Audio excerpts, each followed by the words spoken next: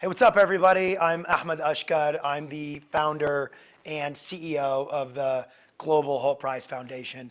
It's awesome being here with you today. We get a lot of requests on what is Hult Prize. We're a community of young people who are literally leading a generation to change the world. And that's what we do. And some people say, oh, well, that's a very aspirational thing that you guys are. How do you do it? Very, very simple. We provide students, college students around the world who have effectively no experience in business, no experience in impact, no experience with anything other than seeking out a degree, okay? And we transform them into agents of change. We give them this thing, and it's called the Hult Prize. It's an opportunity for young people to, with no strings attached, go out and try to build a business that does good for humanity, does good for the world, while simultaneously generating a profit, a business. And the way that we do that is by, number one, inspiring. Our job, my job, is to inspire you, and your job is to inspire others to think about this idea of impact and how to get sustainable impact through enterprise. Two, this is the idea of education. I will teach you how to achieve impact through business. The third thing we do at the Hult Prize is we give you guys, young people, an opportunity to compete, right? So many times you're inspired or you learn at school, but you don't have a chance to actually put your learning into practice. And that's something we take pride at the Hult Prize. We run the world's largest demo days, the world's largest student competition. And that's part of the underlying overall kind of program at Hult Prize. So we give you, young people around the world, an opportunity to take the learning, to take the inspiration, put them together to solve one of our annual challenges. The fourth thing we do is we actually accelerate.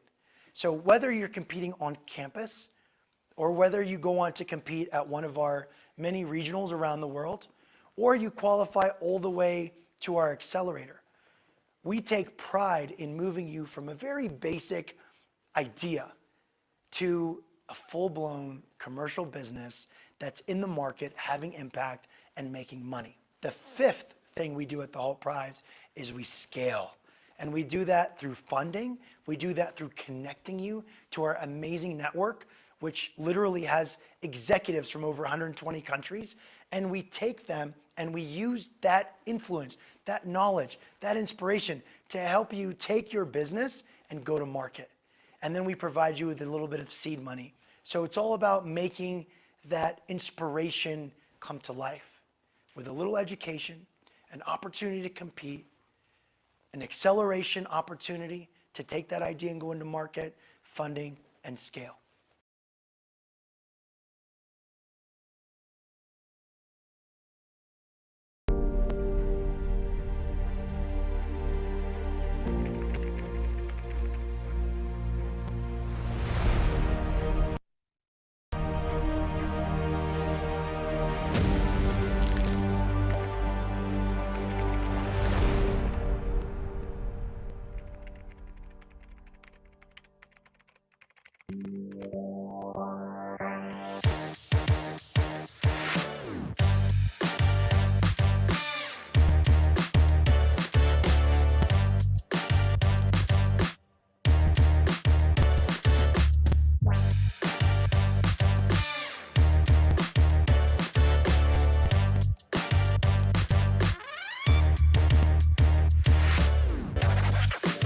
Good morning, everyone. So we are currently waiting for two more judges to join in, and we'll start soon after. Thank you so much for being here, everyone.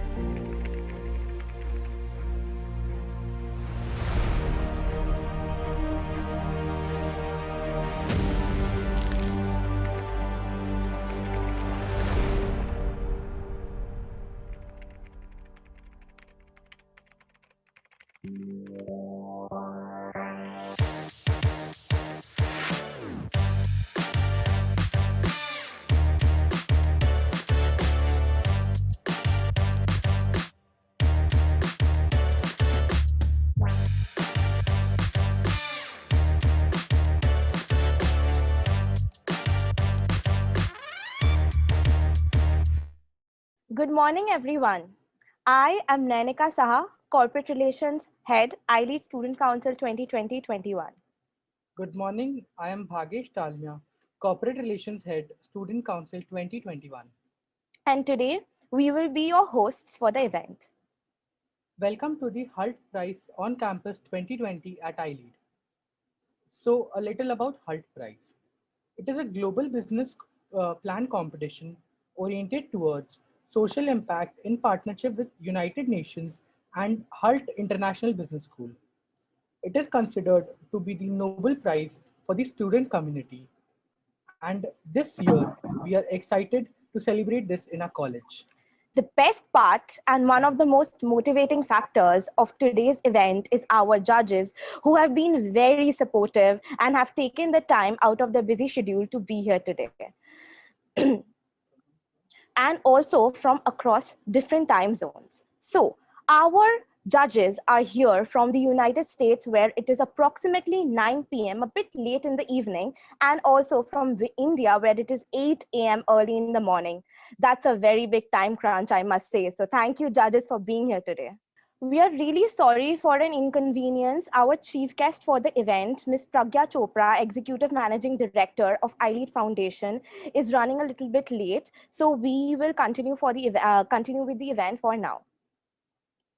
So we start with our judges' introduction and would request them to say a few words to our entire team of participants.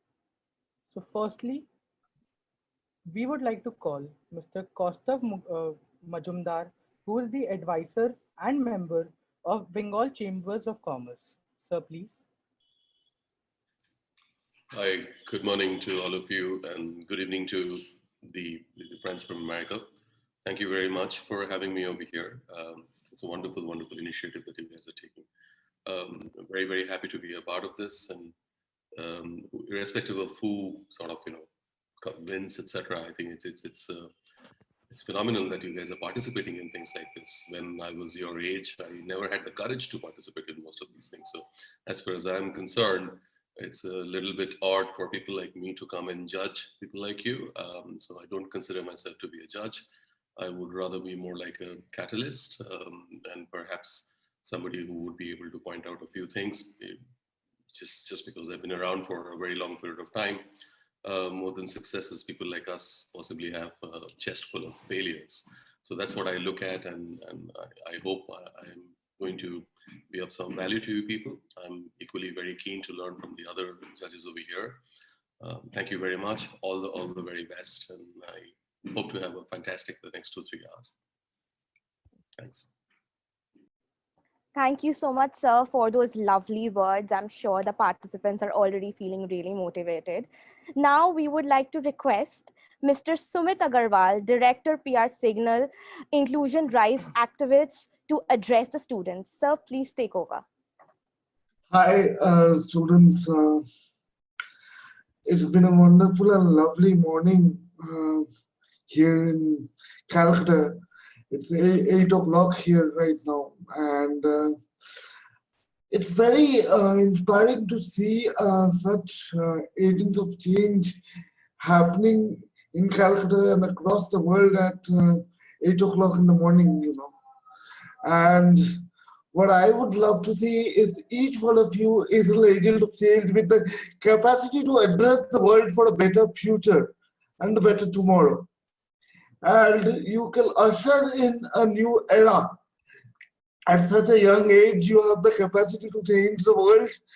And what I would request is, when you see a business model, you should consider all parts of the society. You should consider that your business model is not excluding one part of the society. Every business model, if it has to be successful, it has to be inclusive, right? You cannot just leave out a part of the society and think that the model will be successful. So that is some just food for thought while you consider your business models and think about how to make them successful. Thank you, iLEAD, for organizing such a wonderful event, and I'm glad to be a part of it. Thank you. Over to you. Thank you, sir, for your wonderful words. Now we request Mr. Larry C. Johnson, founder of 8 Principles from United States, to bless us with his kind words.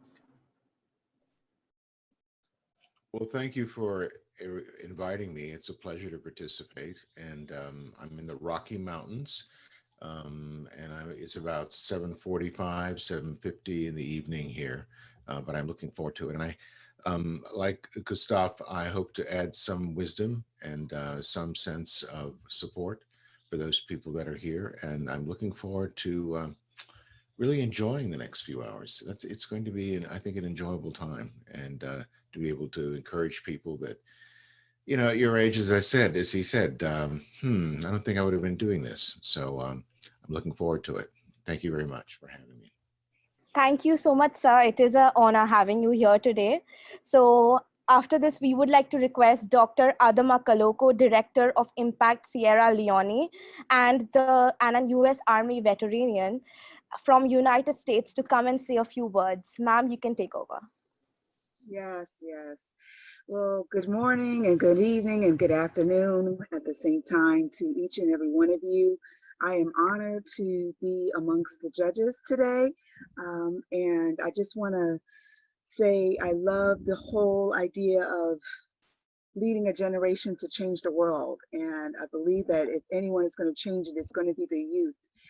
So I am just looking forward to a great time, a great experience, and learning more from you. And I just encourage everyone today that as you bring forth your ideas and your greatest minds, let it not just stay with today. Always have the mindset to continue learning, but also continue sharing your knowledge, because that really is going to push forth that world that we want to see. So I am so excited. I am here. It's about 9:30, almost 10 o'clock in the great Maryland, USA, and I am excited, and I look forward to learning from you and being empowered. So I look forward to the inspiration that you guys are going to bring forth tonight. Thank you. Thank you, ma'am, for your kind words. It's lovely to have you with us. So now, from iLEAD Corporate Relations team, we have Mr. Vidyut Ghosh. So please say a few words. Good morning, everybody. It's wonderful to see students joining and participating in this event. I'm very much grateful to our judges because they were so cooperative, and the whole show was handled by our students from iLEAD. So it was a wonderful experience. Apart from that, I would like to thank the management of iLEAD, our principal, Debashish sir, and the corporate relations team. Looking forward for a wonderful event. So let's get started. Thank you, sir. It's really great to have you here and have everybody here today early in the morning or late in the evening for our guests. So a big thank you to all the judges for taking time out of their busy schedule for being here today. We look forward to such future connections in further events to come as well. Now we would like to request Ratan Sagar Pandey, our very own campus director for the Hult Prize on Campus 2020, to come and take the stage. Ratan, it's all yours. So, hello everyone, I'm Ratan and I'm a first year student here. So when I got the opportunity to become the campus director for Hult Prize at my campus, I got really excited and as well as tense, because I'm a first year student here and I don't know the in and outs of the college. But how open-hearted and helpful our college management has been with us from the beginning of this journey, it makes me really proud to be a student here. I want to thank the corporate relations team and the organizing committee members and the volunteers who were there to help us out in the time of difficulties. I want to thank all of the judges from different backgrounds of business and countries even, how they came together and believed in our on-campus program.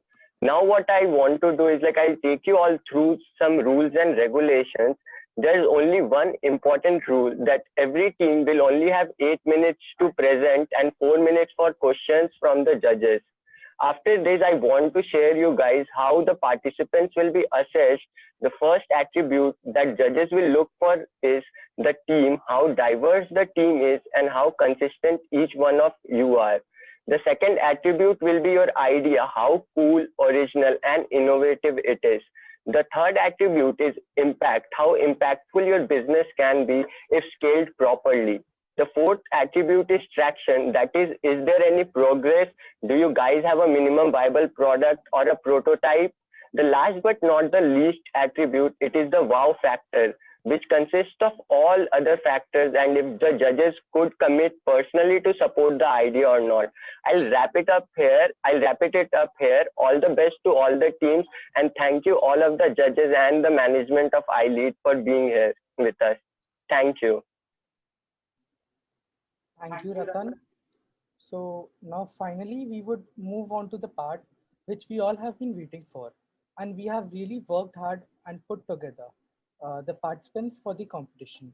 So I would like to call the first team, which is Green Dreamers, and a few words about them is uh, from beginners to possessing a dream of being the best in the field of business. We are here to learn, explore, and rule. So I would like Team Green Dreamers to start the presentation. Good morning and good evening, judges. Let's begin with our presentation on the topic food for good. Next slide, please. From all walks of life are increasingly recognizing sustainable and responsible business practices. Even consumer insist on knowing that they are buying and eating sustainably grown food. The problem is that the agriculture sector has lacked a definitive standard for defining and measuring adherence to support to sustainable farming practices that can be applied across all crop types and geographies. To address that critical gap, Vardhan will collaboratively work with farmers to develop a new farming technique. Sustainable farming conserves natural resources and promotes healthier ecosystem. It reduces adverse effects on the land resources. It ensures better quality and healthier food. It promotes social and economic growth. Farmers work in humane and fair working conditions and should receive a reasonable price for their product. If the economy grows, they can reduce their subsidies and concessions to lead a quality life. Now, Vaibhav Joshi will share the problems and the solution part. Thank you. So there are a lot of problems that conventional farming faces. By 2050, it is estimated that the global population would reach 10 billion. Right now, we can barely feed 7. Rapidly increasing population coupled with rising food demands require expansion of agricultural land and irrigation. Agriculture alone consumes 75 to 90% of a region's fresh water. We can't cut any more forests to make more land available for agricultural activities, as we are all well aware of deforestation's impact on flora and fauna and its role in climate change. Hence, we must increase food production with the available resources. We believe that vertical farming is a solution to the problems that conventional farming faces. Vertical farming requires up to 90% less water than conventional farming, and crop yield increases tenfold. Moreover, off-season crops can also be cultivated, and consumers will have a wider variety of food, which were previously unavailable due to climatic conditions of a region. Thank you. Over to you, Nanda.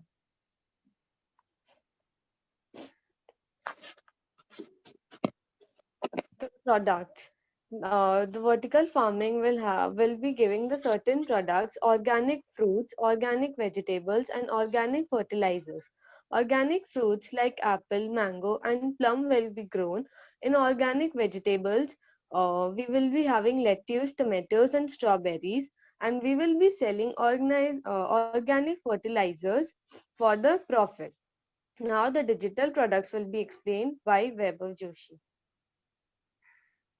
So we are going to have an app through which we are going to have an app, and we are going to have a subscription model, and we are going to connect to our consumer. It's going to be a user-friendly app. We are going to connect with our customers so that we could exchange biodegradable waste instead of we can exchange biodegradable waste for discounts. Over to you, Nanda.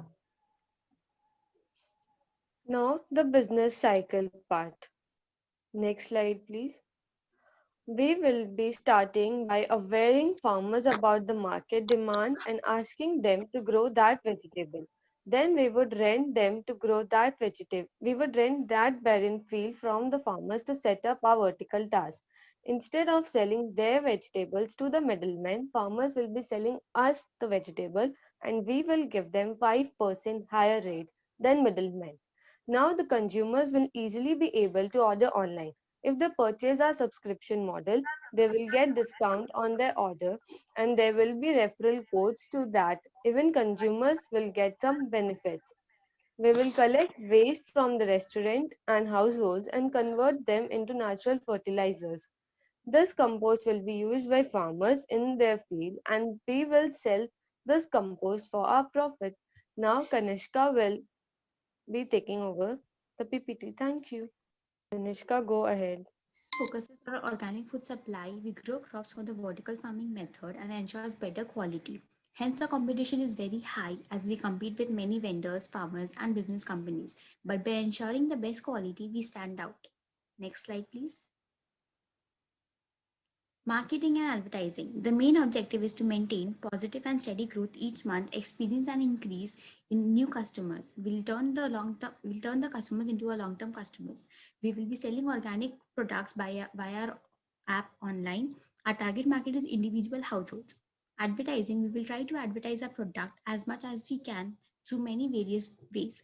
For example, advertising through farmers advertising, email advertising, paid advertising. We will sell our product as much as we can.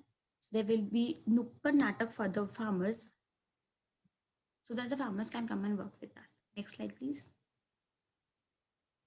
There are a lot of what if question that arises. What if the farmer refuses to work with us? So in that case, we will stop working on the current business model, which is mainly from B2C, and we'll shift our focus to fulfill the needs of the larger firms, that's B2B. The second question that can arise is what if institution refuses to invest in our company and the bank refuses to approve our loan? In that case, we will use our personal capital and by scaling down the size of the business to make it sustainable. Over to you, Sad.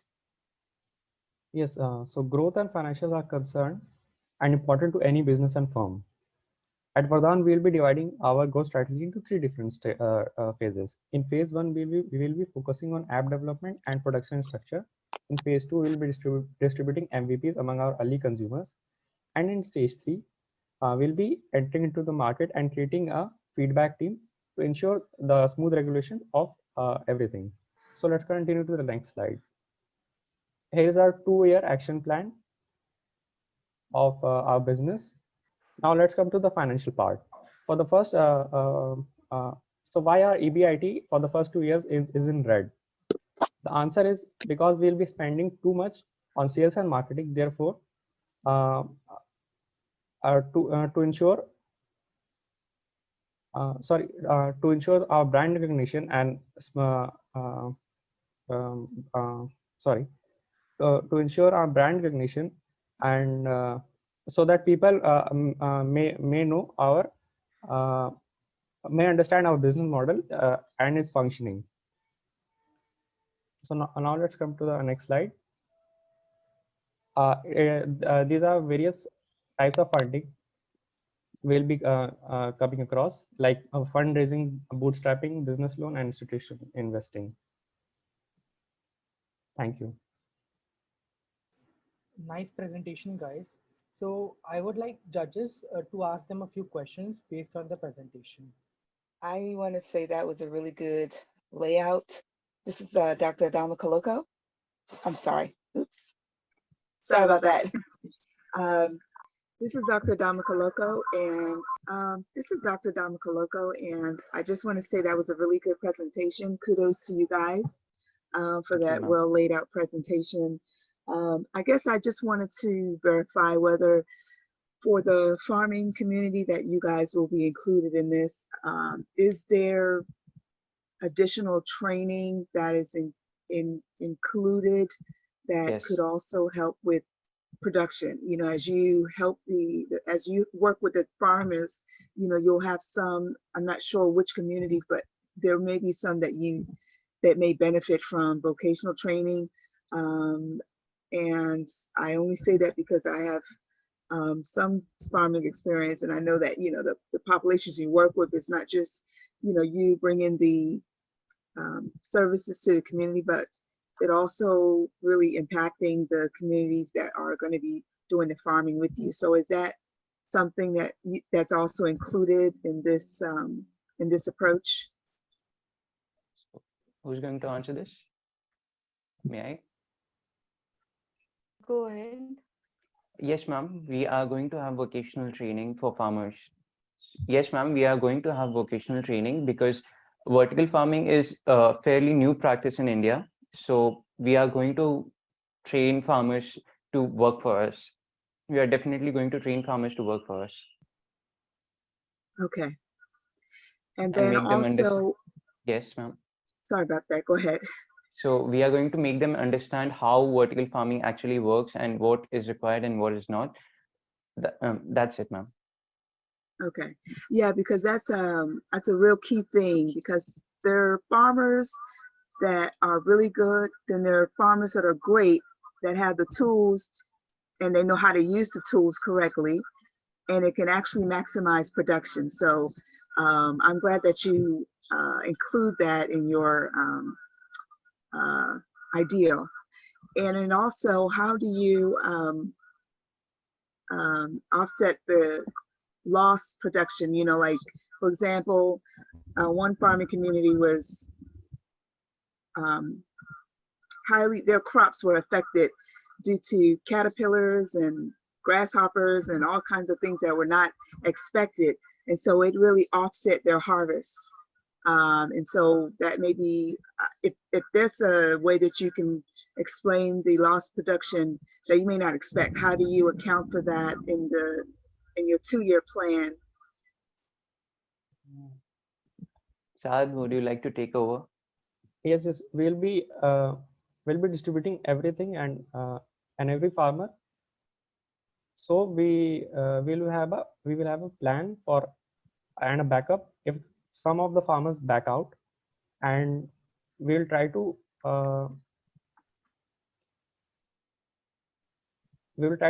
keep up with it. Okay, well, that's all I have for right now. I'll give the other judges an opportunity to ask, but again, very good job. I think it's the need of the hour, very well laid out. I think the way you approached the whole thing at the beginning was perfect. We need to improve the way we are doing things now, because there's just no more, I guess God's not making any more land, so we'll have to figure out with what we have. I appreciated that thought process, and a couple of 2-3 thoughts that they're in my mind, and I think it'll be great if you guys can keep that in your mind as well. Changing anything is a habit change, and people are not necessarily always very comfortable, even if the habit's a good habit. We all know that we all want to improve ourselves on a day-to-day basis. Every year we make resolutions and we don't necessarily keep up with that. And habit change is very hard. So I completely agree with Dr. Kaloko's thought that training is going to play a very crucial component in this, especially in the initial stages. There's going to be a lot of hand-holding that's going to be required. Even if their existing means is not the most productive and there are better ways to do it, but it's going to call for some significant habit change. So training is going to be fundamental. The thought that also comes into my mind is, and she again pointed that out, is there's going to be a loss at the beginning, because you'll have to, when you go through a habit change, you will have to come down from what you're doing to get into something else. And farmers are not, especially in India, they're large, overwhelming portion of our farming community is not financially very solid, as we are aware of. So we need to be able to support them in the initial few years, and that needs to go into your business plan. Vertical farming is also expensive to begin with. It gives great returns in due course, but they just would not have the financial support within themselves to be able to do that. So your business plan will need to take into account that you will have to support them with capital expenditure at the beginning and operating costs at the beginning, and eventually it will pay off for everybody. That's one consideration to keep in mind. The other is perception is very crucial in any business. In this business, even possibly even more so. You mentioned that you're going to replace the middleman. Middleman is not one person, especially in the Indian context. I suspect it is not very different in other developing nations. There are many middlemen, right? So who are you exactly replacing? Are you replacing, so is this farm to the dinner table, if that's what you're thinking? There are many people you're going to replace. And then you become the middleman yourself. So that's something to think about again. If I'm a farmer, I will be slightly hesitant believing a new middleman coming in place of the existing middleman. So that's another thought to have. And you said that you're going to replace all of them and you're going to give them a 5% bonus. I'm not sure that is incentive enough for me to replace my existing channels of distribution, to go with a new person who's going to give me a 5% bonus. So I think you need to figure out those cost points a little bit. Why am I going to do this? Is the 5% worth my while? One of the things that I think is very crucial in business to look at it is you cannot look at it from your point of view. You have to look at it from the customer and the consumer's point of view. Is it worth their while? So the entire business model needs to be looked at from that prism. Having said that, it is the future. There's no question about it. And I guess 10 years from now, it's going to be the most important thing that we will be doing in our country, in the farming world. But you'll have to think about these aspects: the training, the investments at the beginning. Where is the money going to come from? It's not going to come from the farmers. They don't have the money to give to you. They will not be able to deploy this. So you'll have to figure out institutions. You'll have to go to banks, etc. And the third is you're replacing existing people. You're becoming the new middleman over there, the technology enabler. Is it worth the farmer's while? Does it make sense for the farmer to do this at all? And of course it does. We understand that, but they don't. And you will have to figure out a mechanism of explaining it to them. That's about that. Great initiative. Thank you so much.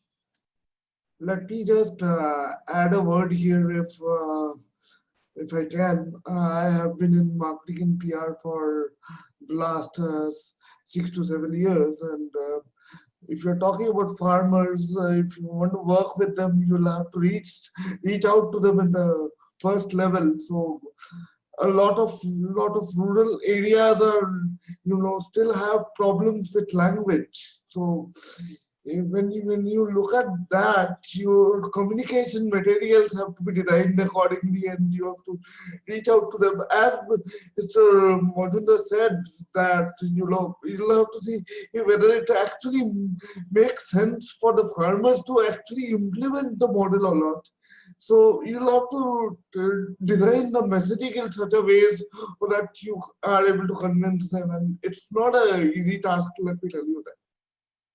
Excuse me, sir. Really sorry to interrupt, but your mic is muted. How's that? Can you hear me now? Yeah, thank you so much. All good. All right. You can go ahead.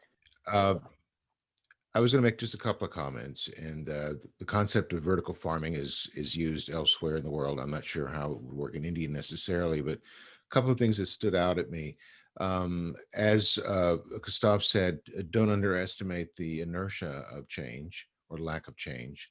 And when you remove someone from an economic cycle, they generally won't go away quietly.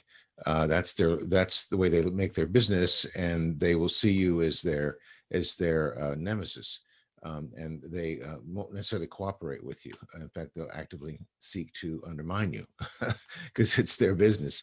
The other thing that struck me about this, and maybe I'm missing something, but if you're dealing with largely illiterate farmers, and yet the platform of communication is a digital platform, I'm thinking, oh, okay, so how does that work? I mean, if these people can't read and write, and how is they going to use a digital platform? So those just, maybe I don't understand all about how it's been presented to me, but that's the things that kind of struck at me. So the digital platform is for can you hear me? Yeah, my mic's on. So the digital platform is for the customers and not for the farmers. For the farmers, we are going to present dramas. In rural areas, it is commonly known as Nukkad Natak. It is very popular, and it's a very, it can be used to encourage farmer to make them learn new things, to come across things that are going around the world, and it's a very innovative way. So then you become, you meaning the company, becomes the interface between the customer and the farmer. Yes, sir. Any comments from Vidyut sir? Sir, you can take over and ask any questions if you have any. I think it's perfect. We are exceeding the time limit for the question and answer Q&A sessions, right? So definitely it's a good plan, and the ideas that's being shared by the mentors, I will say the judges. So that should definitely be a priority whenever you design this kind of a model. That's all from my end. You can go ahead with the next presentation. Thank you, sir. Thank you, everyone. Thank you so much for that lovely presentation, guys, and for the precious remarks, judges. So now we have our next team, Team Teenage Dream, and their vision is, the team's mission and vision is to promote a safe and healthy agriculture that paves way towards a healthy life and a healthy world. So guys, you can take over. All the best. Good morning and good evening to each and everyone. So for the Hult competition, we have came up with our team, that is Teenage Dreams. So what is basically our team? What our team aims for? Our team aims for a healthy and a safe agricultural world that leads to a healthy lifestyle and healthy world. And by the healthy world, we need health is wealth. So next slide, please. So before going for it, you should know about our team, that is Teenage Dreams. You should know about us. What we are actually focused on eco-friendly agriculture that what we said, that helps leads to a healthy lifestyle and a healthy world.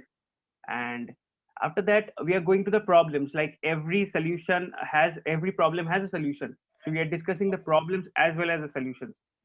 Over to you, sir. So, in India, there are a wide variety of plants and animals. India ranks 4th in Asia and 10th in the world in the number of plants diversity. But sadly, because of the usage of so much amount of chemicals in our agriculture system, these plant and animal species are becoming extinct, which is a very, very serious issue. The second problem is the pest problem. The pest problem in India is increasing day by day. The reason is the change in our agriculture pattern. The farmers spray pesticides on the crops so that it is protected from the pests. But these pesticides are very harmful for the human health. The third problem are the byproducts of the agriculture, which are not at all disposed properly. As a result, farmers burn these byproducts and it causes air pollution. And when the farmers burn these byproducts, it releases toxic gases like carbon dioxide and carbon monoxide, which is harmful for both animals and human beings. The main plan will be told by Mritika. Good evening and good morning to everyone respectively. Our main plan is to provide organic foods and vegetables to the society. In this project, we will be partnering with small farmers around India to whom we will teach everything they need to know about organic farming and crop rotation. The crops that are produced by these farmers will further be sent to the factories where the crops will be packaged under proper sanitation measures. These final products will be then sent to food outlets and shopping malls from where the customers can buy it. Through this plan, we have aimed to provide healthy food for the society and to not only ensure secure jobs for farmers, but also provide them with proper knowledge and resources needed for organic farming and crop rotation. I would hand it over to Shrey again. So, our marketing plan. As we are just now a startup company, so we would be taking orders from our customers via social media apps. But as our business grows and as we start settling, we will actually bring in our own apps and websites. The next is, we dream to become a global brand. After we figure out all our expenses, we will reinvest our money in other brands so that so that the brand becomes more popular and becomes more customer friendly. For the villages, we will also improve our distribution channel to promote our brand. Now over to Shubhojit for the financial part. So as we know, finance is a very important part of every startup. So here are some of the estimated amounts of the finance. Like for the warehouse, we are giving 25,000 to store and all. And the best thing about is we also provide free training to the farmers. That is also written over here. That's trainer. We provide 4 months of training in India. So then after we a certain amount of after certain amount of expenses, it came like 3 lakh 2,95,000. And next slide. And the revenue this is some of the estimated revenue also, and that the total is 2,65,000. After this, we'll be talking about the action plan, what to do and what not to do, which will be taken off by Chirag. So good morning and good evening to everyone. This is our action plan. As you can see, in January 2021, we are going to sign up our warehouse, and after that we are going to hire laborers and delivery boys for the company. And after that, we are going to promote our company via various social media parts. And in December 2021, we are planning to launch our website and social media app by which a customer can place orders. Next slide, please. And this is the action plan of 2022 and 2023. We are planning to increase our orders double in 2021, and in November 2022, we are thinking the profit of the company will double. In 2023, we are going to launch an biogas plant, which will help us to produce electricity, which will be help in our warehouse also, and which we are going to sell in nearby schools and villages. In 2023, we are coming with a farm. Thank you. A future plan, sorry, a future plan, the biogas plant. We have kept this plan for the future because as we are a startup company, we would like to make a more steady base for us. In this plan, we will be using all the biodegradable waste in the biogas plant to create electricity, methane gas, and manure. The electricity can be provided to villages and places that are in severe need of it. The methane gas can be also used as to produce heat in many places, and the manure which we'll be using to make a farm kit. Can you please move to the next slide? The farm kit is something which we have thought about, where there will be everything a farmer would be needing, from pesticides to manure, which will totally be organic. So that will help in our spreading our message of providing healthy food around the world, from which will start from this very root of it. I would like to pass it on to Shubhojit now. We'll end up with the USP, unique selling point. So we end up with don't panic, it's organic. So what are the USP of our startup? So what is that? Our company provides the farmers with free of cost training, which will help them to know what is crop rotation and what is not. And the second is that we sell our crops at very reasonable prices, which will be advantage for everyone. And the third is that we sell all kind of organic crops. And then we come in direct contact with the farmers and give the money and offer them the money, which is given now circumstances, which is more than the now. And after that, when it comes to packaging, we provide the best sanitation and all safety measures are taken. Thank you for all your attention. That's all. Thank you so much, guys, for that lovely presentation. So now we would like our judges to ask a few questions. And the judges, we actually have a request. It is that the time allotted for the judgment question is 4 minutes. We'll give you like a buzzer once it's over. So judges, you can take over. Thank you so much. Okay.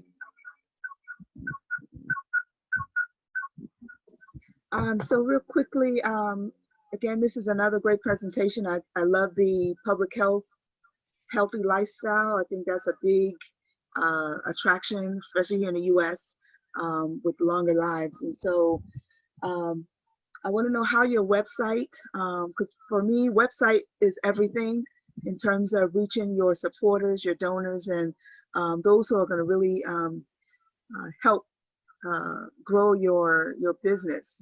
So how will your website work towards attracting and highlighting your benefits? Again, that public health aspect is a benefit. And so how you guys in your mind think about attracting others to your business through that whole public health lifestyle component? I mean, whether it be interviews with showing a measurement, because I know that you mentioned you want to, I guess, make the farmers healthy, or is it just the food that the farmers grow healthy? The food that the farmers grow, which will be sold to someone else. So if you, I guess that's many questions. If you can kind of explain how your website will translate that component, and also how you would measure the improved lifestyles. I don't know Yes, if you can I understand the will. question. Yes, ma'am. I will go ahead. We have planned to provide food for the customers, the public, for the organic farming, which will result in no pesticides, no chemicals put into it, and in a very, the crop rotations will also help in uh, having the field itself very fertilized, so that there wouldn't be needing to put any chemicals on it. So that way we will be providing the society with healthy food. And regarding the website, as we are just starting up, we have kept the website aside, and we have thought of promoting our our company through social media and other social media advertisement. And in future, we will open up our app through which we will also be selling our food, and also at the same time promoting our aim and our goal through it. Okay. I think a lessons learned component would be great, if I can end there. As you're working with farmers, as they may experience change in the way they do things, you may want to have that as a part of your messaging, because people love to know that you've improved from step A to step B, and you've also improved the community that you serve. That is the impact story that you want to always tell a story with what you're doing. So if I can end there, I love the whole approach to the public health. I think that is phenomenal, but continue to, I think telling the story as you work on your business model will be very key to getting people inspired and attracted to what you're doing. Ma'am, I want to add up that you asked for the website, and all for that we have our advertisement in the finance department. We have allotted funds to it, and what are basically is that it doesn't only strengthen the farmers, it's also essential at a good cropping and all, which is very good, because it's, don't panic, it's organic, like it's organic food. So it's a very good point to everyone. Okay. Well, don't forget to tell that story as you grow from the beginning of how those farmers started using that to at the end of the harvest. I think that will be my only advice, but overall, good presentation. Thank you, ma'am. I have a couple of questions. Are there existing channels for distribution of organic food in India commercially? Yes, sir. There are some more channels, some more companies that distribute organic foods. Like there is a shop named Organic Shop, which was established by Manuj Terapanthi, I guess. Yes. Right. Then it So is how like Naturally Yours. It was yeah, so how established do in you 2010. Then there is just so do you see these people as your competitors, or how do they fit into the marketing landscape? Sir, I think we will see them as our competitors. Okay, and then my second question is there already an existing community of farmers that are committed to organic farming? Yes, yes. So there are, but very few, I guess, in India. There are. Well, if they're very few, I mean, if you look at your model, you're committing to infrastructure before you've solidified your marketing, your supply base, and you've got to have the supplies from the farmers first. And I would suggest you spend a little more time doing that before you lease a lot of space. It could get kind of lonely in there. So, and that's a fixed cost once you've incurred it. So that's what I would spend some more time really, working with the farmers, because they're your base. That's where your supplies are. And if you can get a strong base, then you can actually outperform your competitors. We have something called cooperative elements in this country, and that's sort of how they operate. I guess you've all heard of Whole Foods. That's how it started. So same thing. That's my 2 cents worth. Thank you, Larry. Those were my thoughts as well. Like the first presentation, this also needs, I spend a lot of my time looking at go-to-market, and I spend a lot of my time looking at who's benefiting where. And I think a lot of times we tend to concentrate on one end of the spectrum. I like your tagline, "Don't panic, it's organic." It's just fantastic. But organic farming is also expensive. Again, it's a habit change. Why would the farmer would want to do this?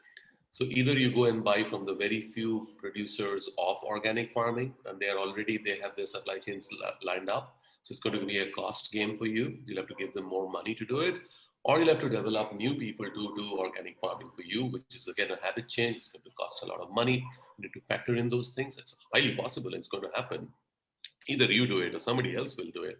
But you will have to figure that out. You'll have to, again, there's a cost of change doing this. And the big question again over there is that you need to look at it from their point of view. Why should I do this? If I'm going to, you understand it's great for whoever has organic food, but it costs more money. I'll have to stop using pesticides. I'll have to do this, I'll have to do that. So there's a significant component that you need to think, which seems to be missing in your existing business plan, because you're looking at it from the end user's point of view, as in you and me who are going to consume the produce. But it takes a lot of time to produce agricultural crops. So unless you have the supply side stitched properly, you will struggle to have regular good supplies. So you have to perhaps also pivot your view of the business and look at it from the supplier's point of view, which is going to be the key in driving the business forward. But again, fabulous initiative. I hope you guys see the light of the day. Be slightly careful about fixed costs, as Larry said. They can burn businesses very, very quickly. All right, thank you. So one thing I wanted to tell that you were telling why the farmers will come into this. Like, we have compared the regular amount, the regular wages, and we have provided them extra that what is providing now the people are. So that would be a nice thing for them to come into this, and we will make them understand why this. And a certain amount of money is also more. So we are also looking from the farmer's end, farmer's viewpoint. So just a couple of things here. Good tagline, as everyone said.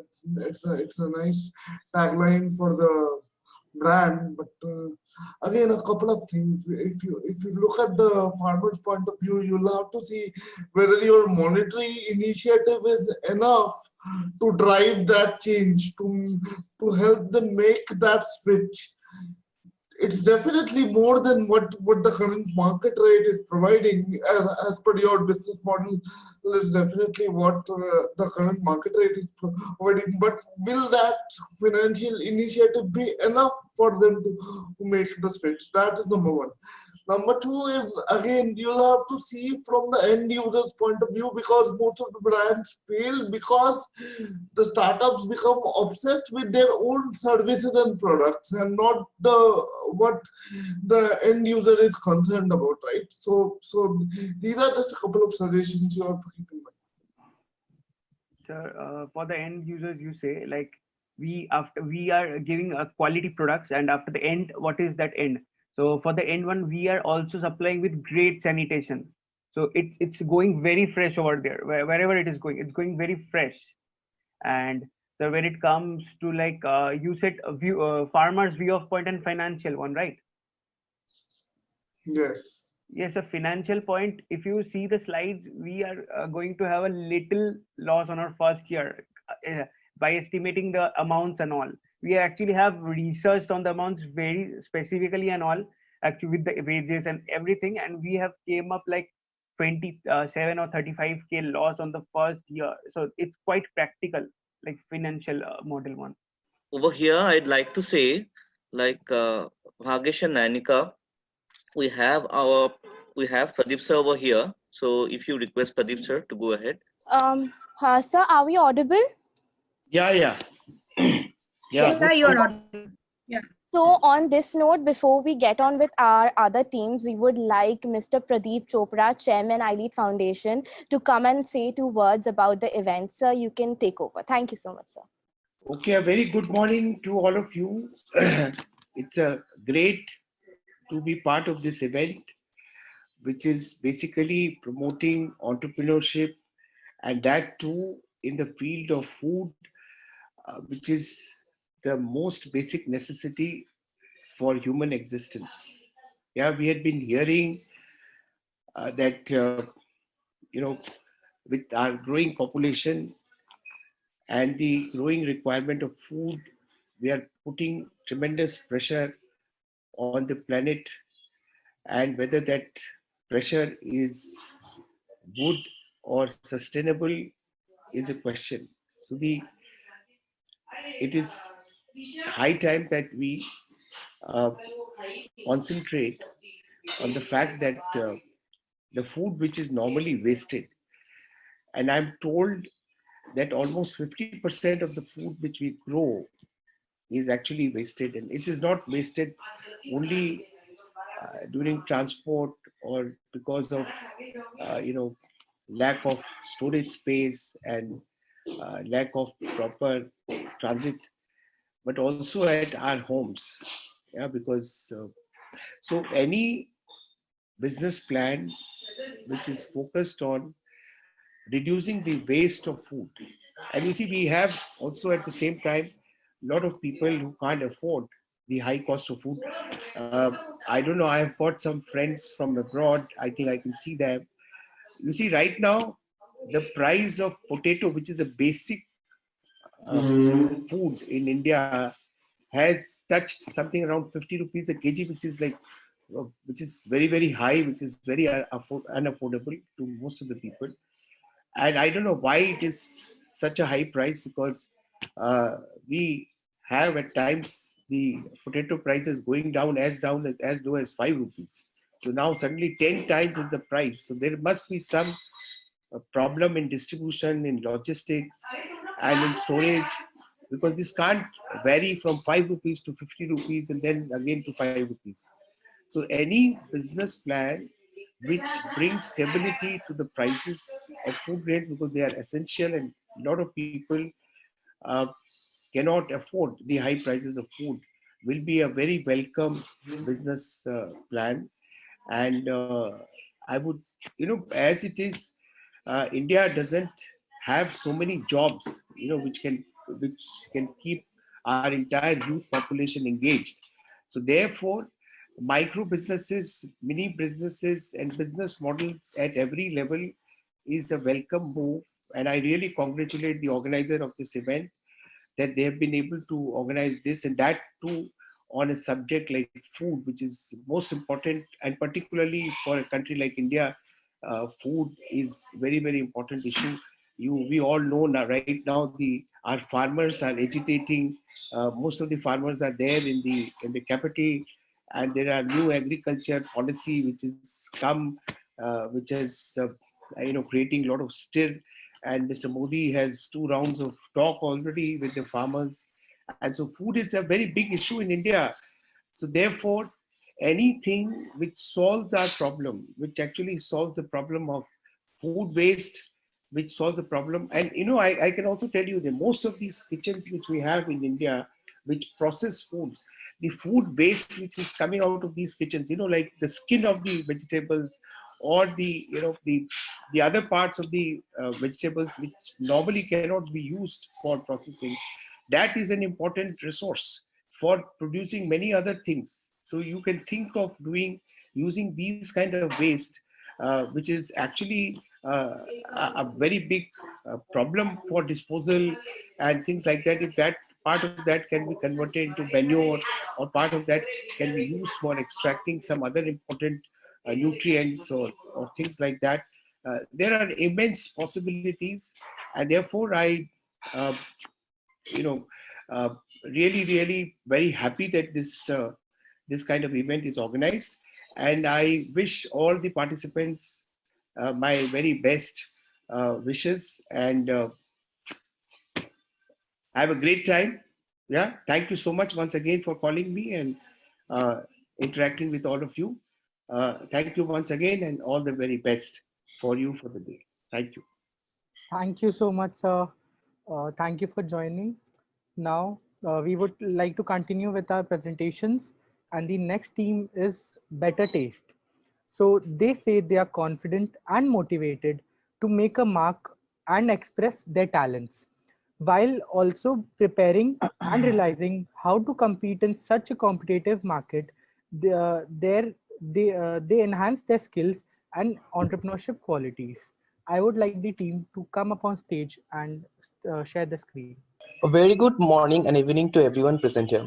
We are the four members of an online-based community named Better Taste, and our tagline is "It's not good, it's better." So let's start with the world's condition on food and water scarcity. It is mainly caused due to economical, environmental, and many other social factors. We all need to address the issue of food insecurity by using both emergency and long-term measures. The scarcity is due to lack of food provision for the Earth's population. There are billions of people suffering from lack of food. Over to Sohel. Let us now see India. India is large and diverse. However, according to these statistics, it is also a wasteful one. Our farming output is 40 million tons higher than we need. But however, 194 Indians go to bed hungry because we waste around 444 crores of food daily. That is around 35 million worth of dollars. So where is all this food going? It is estimated that we waste as much as the United Kingdom consumes. We waste it in marriages, canteens, hostels, etc. Over to Khalid. According to Ministry of Housing and Urban Poverty Alleviation, 10 million street vendors are there in India, more than 10 lakhs in Kolkata itself. Just imagine the number of workers present in the world, daily underworking daily wages 10 to 12 hours per day, and are still impoverished. Our research on vendors showed they face many problems as they are vulnerable population who are neither protected by government, NGOs, nor by any labor law. Fluctuation in market prices, insecure and irregular employment often minimize their incomes and their sales fluctuate. These show how highly unstable street vendors are. Over to Binyamin. Malnutrition. Malnutrition occurs when the body does not get enough nutrients. Its symptoms are fatigue, dizziness, and weight loss. It is seen that 1.9 billion adults are overweight or obese, while 462 million are underweight. Around 45% of deaths among children are under 5 years of age are linked to undernutrition. These mostly occur in low and middle income countries.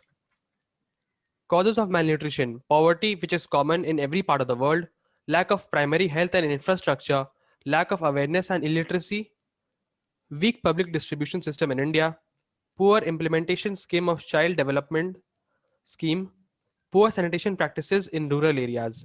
Over to Sagnik. Now let's talk about Indian horticulture wastage. Hundreds of trucks with fruits and vegetables are unloaded daily, which are later clumsily auctioned by the traders in wholesale agricultural product centers such as Vasi of Mumbai, Munshi Sadar Street Bazaar of Kolkata, and many more. Then the auction goods are moved by middlemen to smaller trade hubs for the final delivery to retail counters. And in this whole supply chain process, a sustainable wastage is seen due to inadequate transport system. It is therefore no wonder that the estimate of loss of fruits and vegetables in this full layering process varies significantly with various agencies. The United Nations says that India lets as much as 40% of its fruits and vegetable production to waste. Now handing over to Binyamin. The website. Our team at Better Taste will design a website where we make a union of farmers. Together, that union will decide the best price for the output. It will be an online marketplace for farmers and traders. We will put a cap on the prices so as to give everyone the benefit of doubt. Union is there to gain trust of farmers. A direct connection to the retailer will be made. For the first and second year, we will be trying to focus on the Indian subcontinent. We will also train and educate the traders and farmers to use our website and to grow crops properly using right fertilizers and proper methods. Over to Sohail. So let us see the main idea about the website. The website's union will just regulate a fair price. The main aim is to tackle the annual wastage of food. Hence, bettertaste.com will have a menu where traders can directly sell the goods which are unsold and would ultimately go to waste due to India's inferior storage structures. In such a way, we would buy the food at a price cheaper than the already cheap price of the mandis or marketplace. The more traders we get, the more publicity we have. Can I have the next slide? The food that we buy will be first tested for quality, and by direct interview with some traders of a few marketplace or mandi, we have got the lowest price for various commodities that the traders are willing to sell rather than getting their goods spoiled and suffering a complete loss. Let us see few of the prices. You can see the prices we are getting are very cheap. Okay. Over to Khalid. But why just veg? Chicken is always there, a rich source of protein and other vitamins. But around 2 crore people, poor people, can't afford it, leading to a malnutritious life. Low production and high consumption made chicken far expensive and unavailable for poor. But not anymore. Better Taste came up with a best organized solution from research done by FDA and other organizations. Ractopamine and coded 20%, a ready solution being as efficient as droxazone plus 0% arsenic, a best arsenic-free growth promotant. Ractopamine along with clove powder will be fed to chicken for fast, efficient semi-organic nourishment and chloride 20% as a coccidiostat to control coccidiosis. Since it is already approved by FDA, it is considered safe for chicken as well for humans. Using this product, chicken which usually grows 900 grams in 20 days would now grow 1.5 kg, which will come at just $1. This we will get support from farms as we will be collaborating with various farms, not just chicken. Egg would also become available at just 2 cents per piece. So basically our main ideas sum to a food box. Within few months, our company Better Taste would release BT Food Box with the aim of providing a family of 4 members a balanced nutrient food for 2 days at just $1.8. So let's have a look at the content of a highly nutritious BT Food Box. 1 kg rice will be there, half kg wheat, half kg dal, 5 eggs, around half kg chicken, choices of vegetables and fruits also.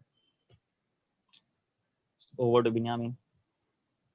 So concluding at our presentation, the price of our food box comes to rupees 108, which is $1.46.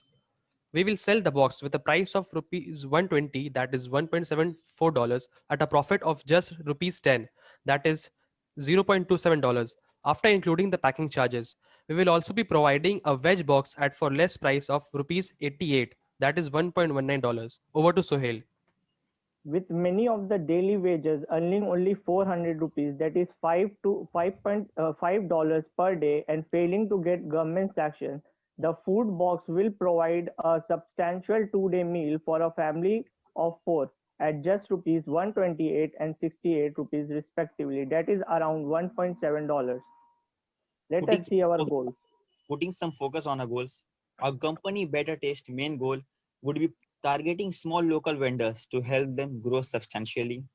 By the end of 2030, our research team has projected that we will bring down the hunger rate from 9% to 4%. By the end of 2025, we will be providing employment to at least 1,000 to 1,200 people. With the help of government, we would try to get taxes reduced in importing goods, especially food raw materials, and minimize the farming sector taxes, thus enhancing farming leading to high production, which eventually puts some relief on high pricing. We will also try to reach everyone throughout the world on the basis of the worldwide establishment. Our company will also organize anti-food and water waste awareness drive to educate people about the waste of food and water. To maintain a clean, comfortable and well-maintained environment for our suppliers and customers, to provide fair price quality ingredients, By maintaining these objectives, we shall be assured of a fair profit that will allow us to contribute to the community we serve. Why change everything if everything is already there, just waiting for us to be used? Thank you. That's all from us, and thank you for having us. Thank you. Thank you, everyone. Thank you so much, guys. Now, judges, would you like to ask some questions? These are all great presentations. And I think what stands out to me is the reduction of hunger and working with the government. That was something that you mentioned. And as we all know, working with the government is interesting. It could be a good thing, but I think most times it's, I don't know how it is in India, but in Sierra Leone, it's really who you know will allow you to really go further with partnerships with the government. So can you kind of expand how well you'll be able to get the government to buy into what your company is doing, and also how you will work with social services? Because when I hear reduction of hunger, I hear that you're trying to serve and help communities that are lacking the funds to eat healthy. So can you explain a little bit how you guys will work with the government in your approach? Yes, Yes, ma'am. Thank you ma'am. for your question. But initially, we will do everything from our own. For the overseas part, we will have to take the help of the government. Uh, for the initial first to 2 years, we will be on our own. And yes, ma'am. For overseas part, we have to take the help of the government. See, ma'am, our main aim is to tackle the wastage of food, and around one third of the total world's food supply is laid to waste every year. And we will be on our website, we will be connecting with farmers and the traders of the marketplace. There will be no government. This is will be a private website, and we traders will sell their unsold products, and we will buy those unsold products at a very cheap price, so that we can provide a 2-day meal box at a very low price to the people who cannot afford daily food due to the high rising prices. The government only comes when we are trying to expand our market to overseas, or we have to reduce sanctions. The main motive is to get support of farmers. During the initial years, no government would be involved. It is a totally privately funded website. Okay, and then one last quick question. The people who will benefit from these kits, Yes. the food kits Yes. that are at a reduced price, how will you go about reaching that population? Is there a certain, you guys have a certain area that you're going to start with? Are you Yes, going to, yes, do you have ma'am. research that will plan that out?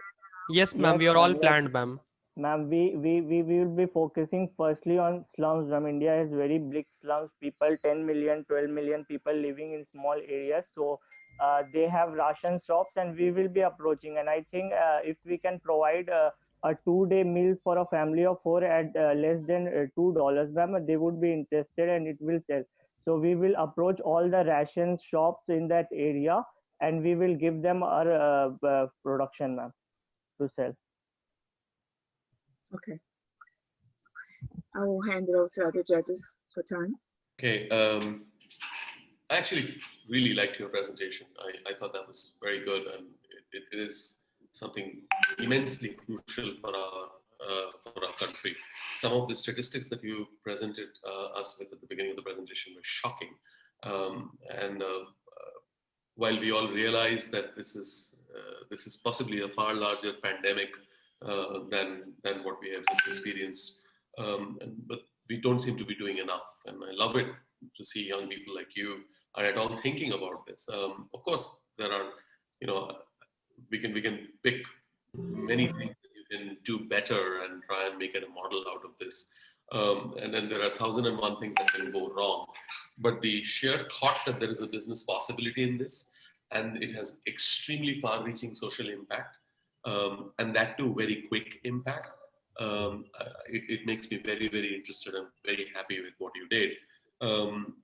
Just one word of caution. I'm not trying to pick faults in your presentation. I really thought it was very good. One word of caution is that you don't need to solve too many things at the same time. I think you're better off looking at one or two things to solve, and then you go from there. Even Amazon, when they started selling books. Now they sell everything.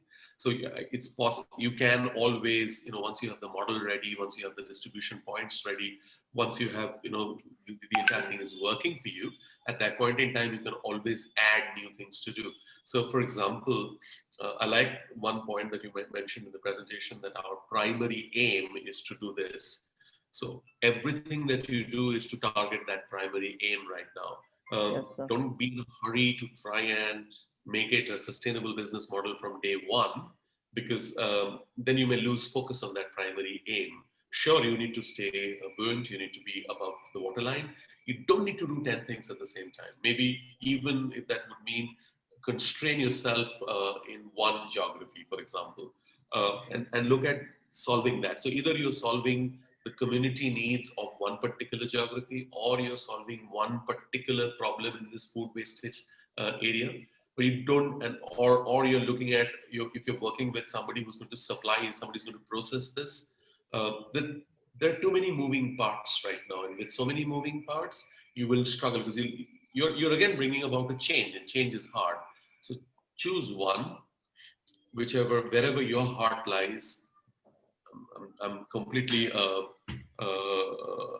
look at, and I make many mistakes because I look at business like this. I don't think you need to look at it from an opportunity and money point of view.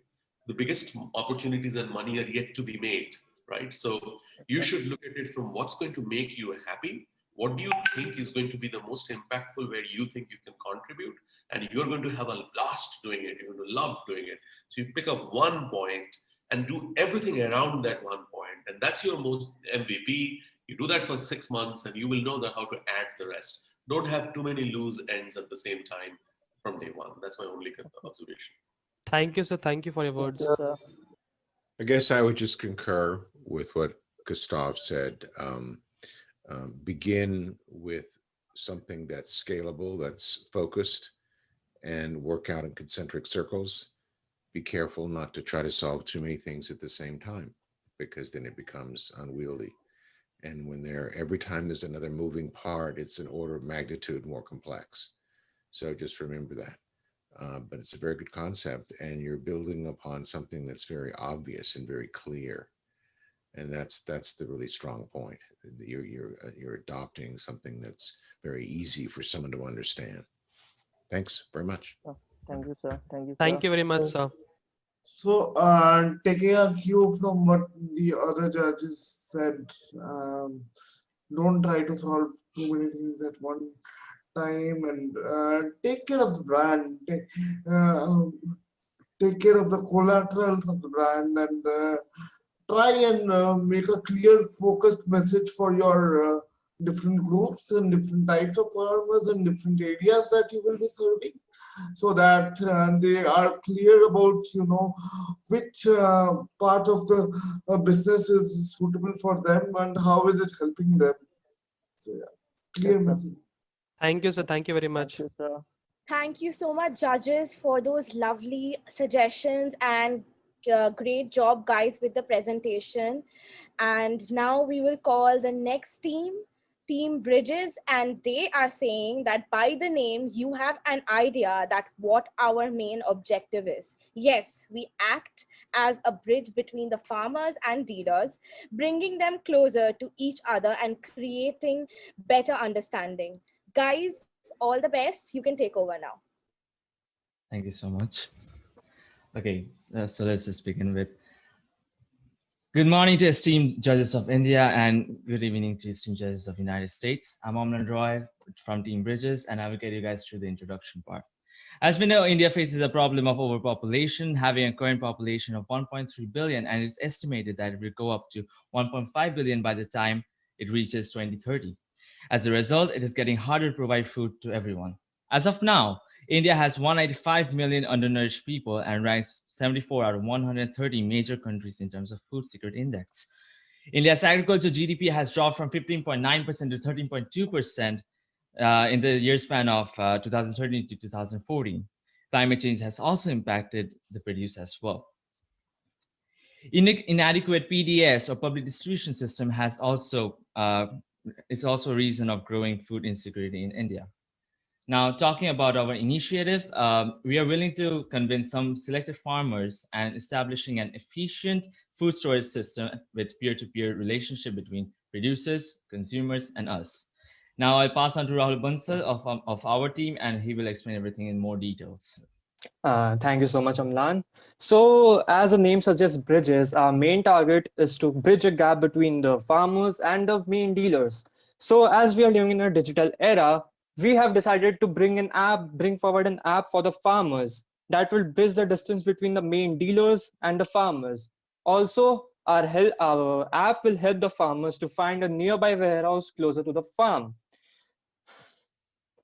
So, the second main problem that India faces is warehousing.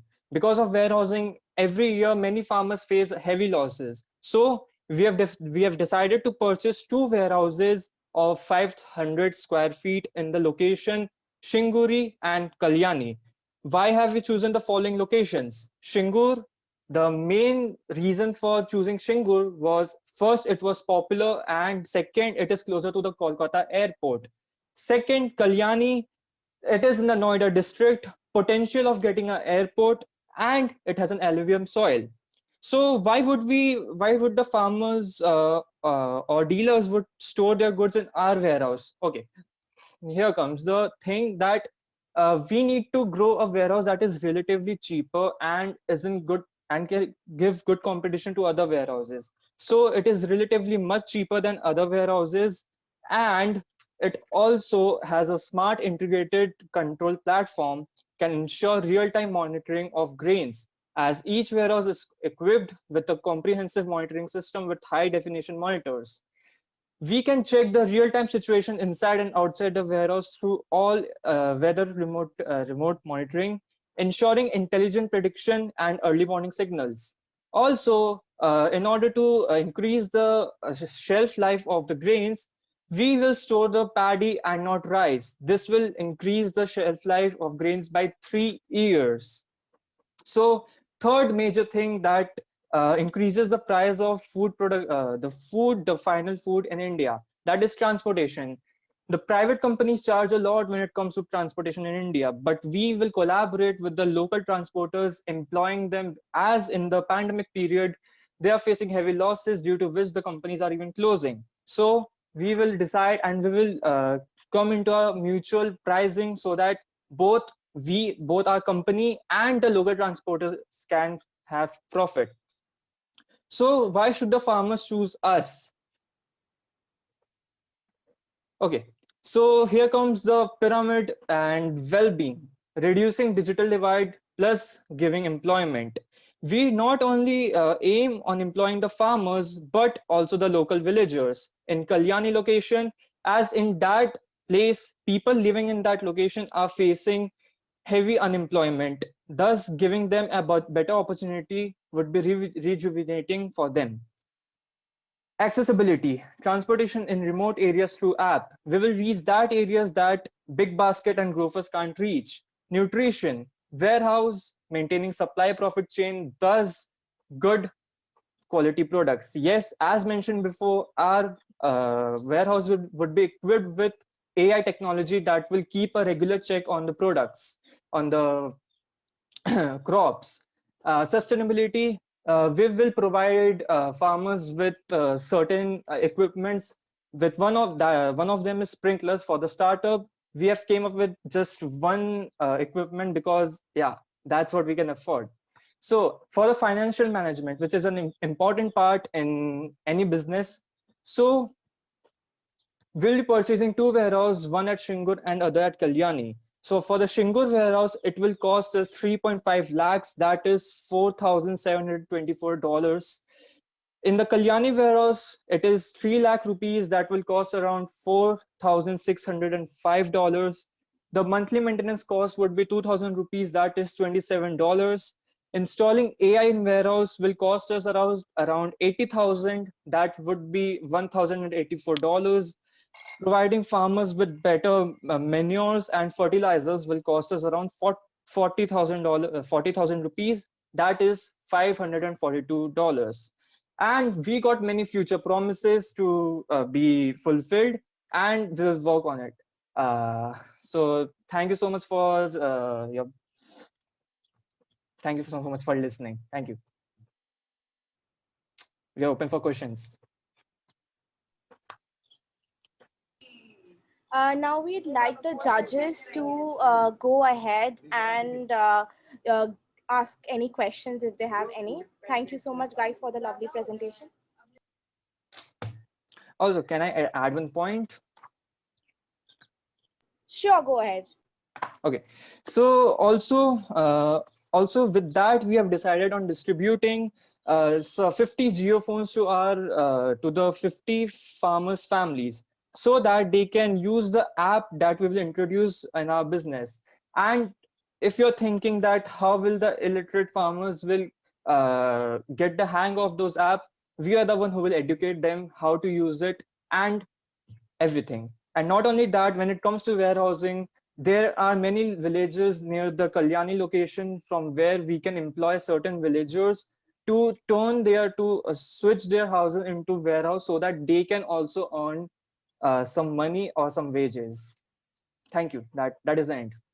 Thank you, Rahul, for the addition. Okay, so judges, you can go ahead and ask any questions if you have any. Well, I don't have any questions per se. I have a couple of comments. First of all, this is really good. You're taking a known problem, the whole the problem of the distribution channels, the disconnect between farmers and everyone else, and you've thought it through in a very thoughtful way. You've addressed most of the market issues. You're addressing some of the resistance to change issues. You're using market economics to drive it. It's very thoughtful. My only comment has nothing to do with what you're doing at the concept, but I think if you're, excuse me, but when you present it again in a format like this, I would use slides that have a lot less text on them, and the point size is much larger, so people aren't staring at your slides and not listening to you. Okay. You want them to listen to you. And like, for instance, the one with the triangle was very effective. The one with the the tray, the other one, that was effective. But you get more than like, and those point sizes are so small, and you're running through it so fast that I'm trying to go, oh, how do I, I'm all focused on that and not listening to you. And you want people to listen to you. So that's my only comment, but it's really quite good. So congratulations. We are much obliged, sir. Thank you so much, sir. I would also add that, yes, I think when I hear your presentation, I see innovation, which as we think about the future of farming, we must include those innovative ideas that will help us increase production while also helping the farmers that we are working with. So kudos to the AI technology. I believe not many people really embrace the technologies in trying to get out of the old ways of doing farming. I think the new ways, the new approach is going to help produce more. And the warehousing that you mentioned, I think that's a big, that's an important point, because a lot of farmers suffer from the spoilage of food. So they're growing their crops, but they're not able to properly house them before they could get them to the dealer. And I think that you guys including that in your business model is really important, because you can grow all the fruit in the world, but if it's not able to get to where it's needed, if it's a loss more than a gain, it really doesn't help. So I think that it was a really good approach, but I also agree with him. I was training a little bit just to read. I love colors, And I think your presentation should be a part of your brand. And so I would also agree with him as you continue to present as a team, maybe elsewhere to think about that because it will grab our attention. So thank you for the inspiration plus innovation will always be a good mix. Yes, ma'am. From next time, we'll definitely improve. Thank you, ma'am. Guys, very well done. This seems like almost a ready business. It's very, very sort of well thought out. I'm equally impressed with Omlan's technology setup. He reminded me that of a radio jockey. He clearly does this quite often. And obviously, also Rahul has this unbelievable energy, and I love the way he was standing and doing it. Fantastic. Really appreciate it. It seems to be a ready business. Obviously, agree with Dr. Kaloko and Larry both. You guys have spent a lot of time building the business, and you spent very little time in doing the presentation. So that so maybe you will need to think a little bit on that. But the quick two thoughts that was there in my mind. One is a word of caution. You have differential pricing for traders vis-a-vis farmers. The concept is fantastic. That the fact farmers, if they're not going to use your warehouse, they will have a sort of a dynamic pricing strategy. They don't have to pay for the time that they're not going to be using it. Really love that. I think it's a game changer. There is a huge degree of wastage that farmers have to incur in terms of paying for stuff that they don't need, and that prevents them from actually taking warehouses to begin with. So I believe it's a game changer. It's almost like having an Uber, where you only have the car that you need it for that little ride. You don't need to buy it. I love that. But you also have differential pricing for traders, which is interesting. Your challenge will be to just sort of differentiate between traders and farmers. Some farmers are also traders and vice versa. What are you going to do? So these are little things that you will have to think about. Little advice to you. Pricing, keep it as simple as possible. That invention is fantastic, that innovation is great, but keep it as simple as possible. If you have multiple types of pricing, then it always is a problem. I'm sorry, this is not the right forum, but people like me, we're teachers, right? I mean, I'm a professor. I'll end up talking nonsense. That's what professors do. It's fine. I'd advise you read a guy called Barry Schwartz. He spoke about something called paradox of choices. So if you have tons and tons of choices in pricing, people get confused. So what's important is to have actually very few choices, but the right choices. That's one thought. And the other thought is that your app obviously needs to be in vernacular. Yes, sir. Perhaps you consider voice-enabled apps. Tomorrow's technology is not going to make people type. People are going to interact with their apps by talking. You'll have the Siris and the Alexas taking over the world. 815 million Indians are going to be using smartphone by another year and a half, out of which 50% are rural India. So rural India is actually quite app friendly, contrary to popular belief. They may not be literate, but they're app friendly. So if you can converse with them without having the need for them to write or type. So if they can converse with your chatbots using voice, it could be a complete game changer. I think it's a fantastic thing. It's a ready business. You guys should seriously consider taking this forward. Thanks. Thank you so much, sir, for your positive review. Thank you so much. If I can just take a cue from what all the other judges said, it's a good business, it's a good model, and you guys really have seemed to thought it through. So you can work forward on this. This can be a very good potential idea. I mean, this has the potential as I see it.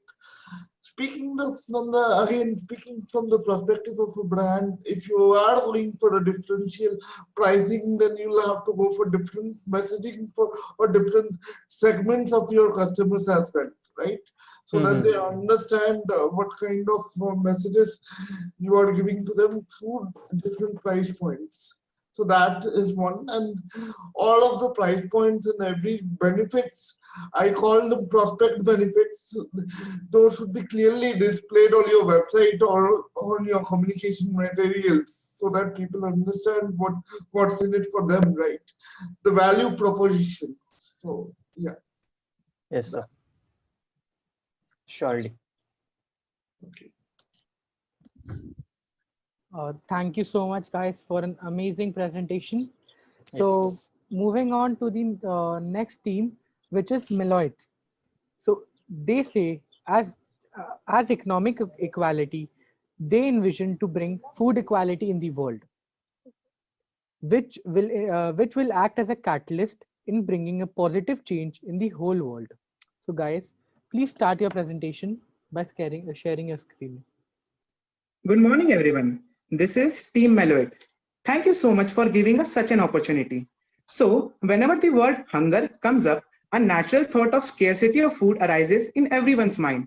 But is it the actual reality or there is something else? First, let us have a look on some of the facts about world hunger. About 690 million people in the world sleep hungry every day, and more to it, a child dies from hunger in every 10 seconds. More than 1 billion people do not have the required knowledge of a proper nutritious diet, which causes 16.6% of the world population to be malnourished and around the same number of the people to be obese. So reverting back to the question that we asked about the actual reason behind the world hunger. Is it because of the less production of food or the lack of purchasing power? So now let us look at the actual problem existing in today's scenario. In countries like Iran and Iraq, the main reason behind food poverty is war tensions. As a result, it creates a communication gap between the needy and the provider.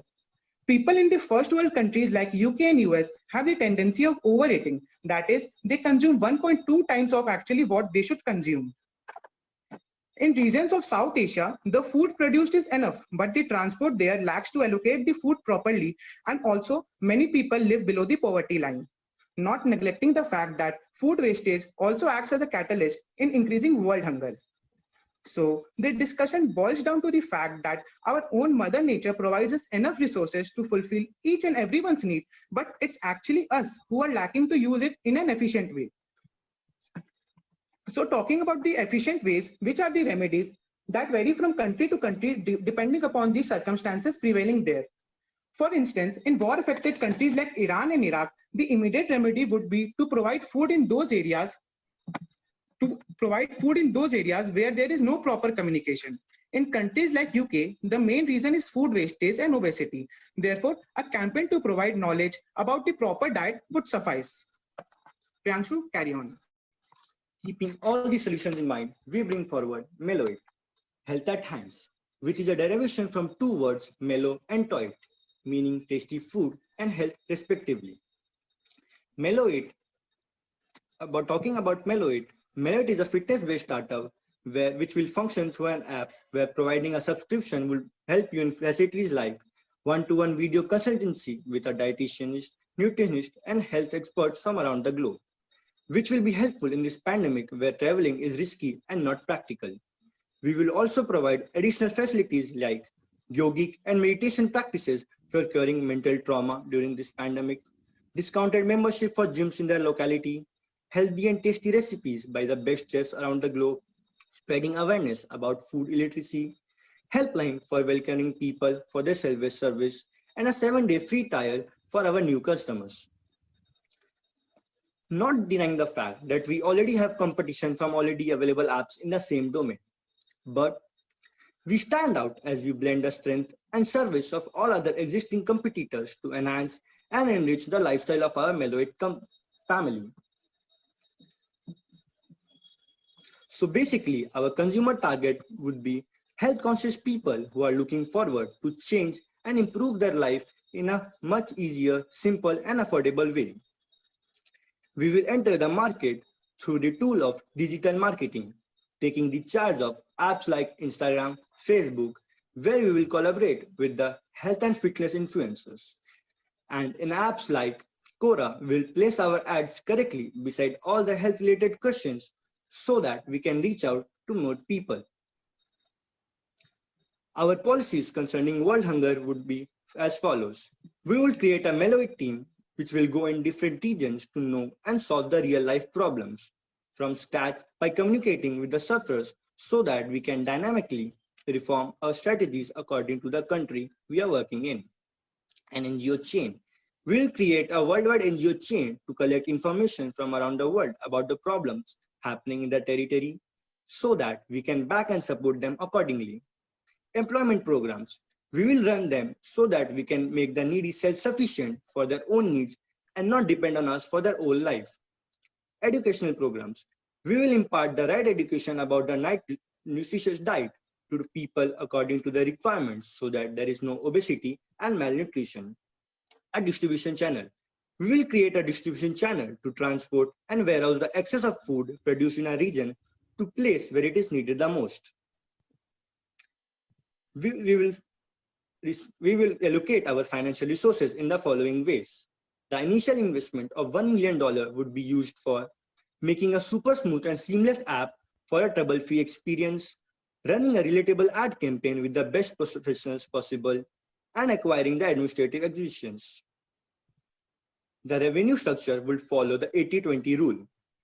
80% of the revenue will go in making the proper distribution channel, the NGO chain, the team, and the programs for constantly improving our services regarding the world hunger. And 20% will be used for the proper functioning of the company.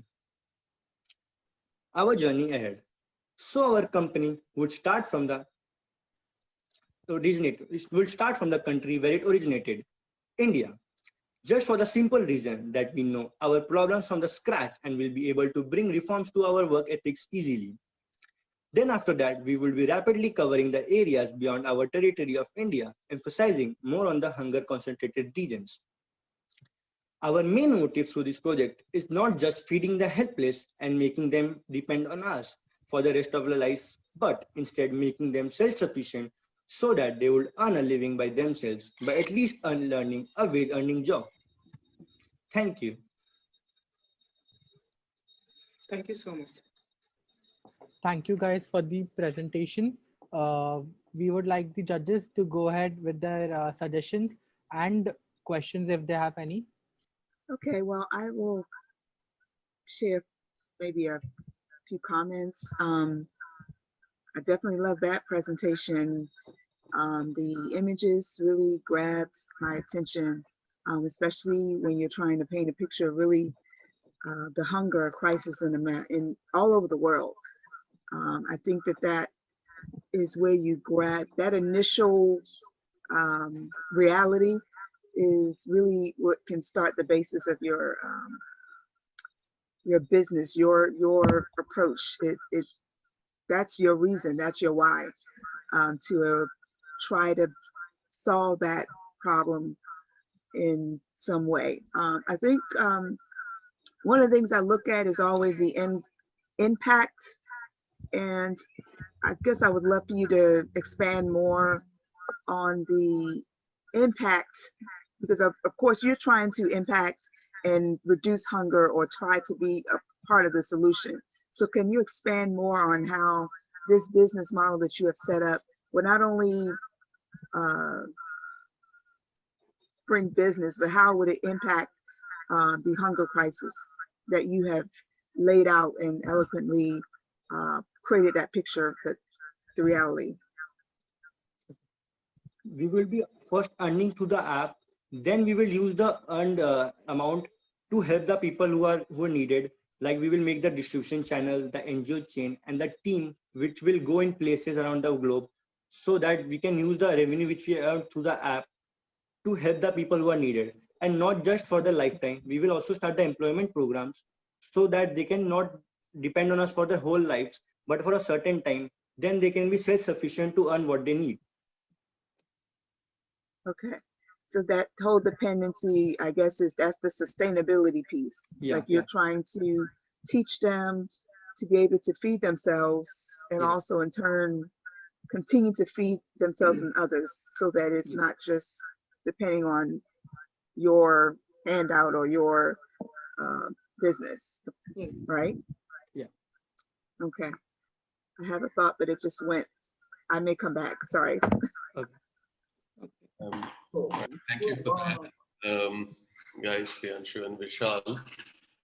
Um, I must confess I was a little confused with your presentation. I could not see the correlation of your health-based app with solving hunger.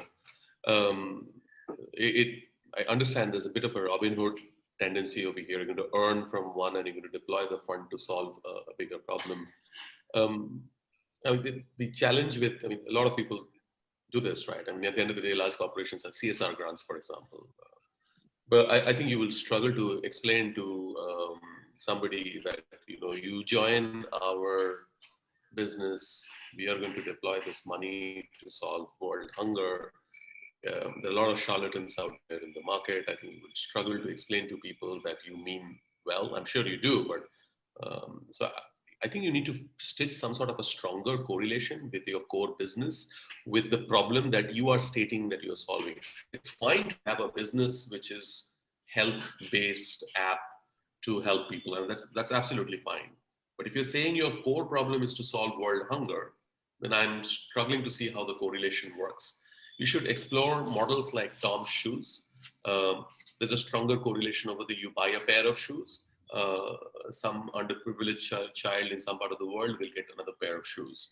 Now, there is a direct correlation over there. So maybe you need to sort of stitch that messaging a little bit better. I know Sumit has been talking about brand and messaging continuously. He's an expert. Maybe he can help you sort of get that message across. But that message largely needs to come from your mind, and you need to be clear. Brand experts can only help you if you're clear in your own mind. So as of now, I am not seeing what is the correlation. Why should I download this app? Start exercising. I'll pay you $100 a month or whatever it is going to be. And you're going to use a part of that proceed to solve world hunger. So I think there is a disconnect in that. Maybe I did not understand it, but prima facie, obviously the premise of the presentation is very solid. In both, and the business seems to be also solid. It's just that I don't see a connection between the two. Okay, so we will try to improve on that. So two things, right? First of all, is you're trying to solve too many problems at once. And I am not sure, or it is not even clear to me on which message you are trying to solve and which problem you are not trying to solve, right? You spoke about gym memberships, you spoke about mental health, you spoke about, I don't know, too many aspects. I am not clear about the idea at all. Like this is, I think you need to redo the presentation on the model. I am not clear about the basics at all. So this is just my feedback. I might be, saying it a little too direct, but yeah, you need to redo the presentation. It's not clear at all. No issues, sir.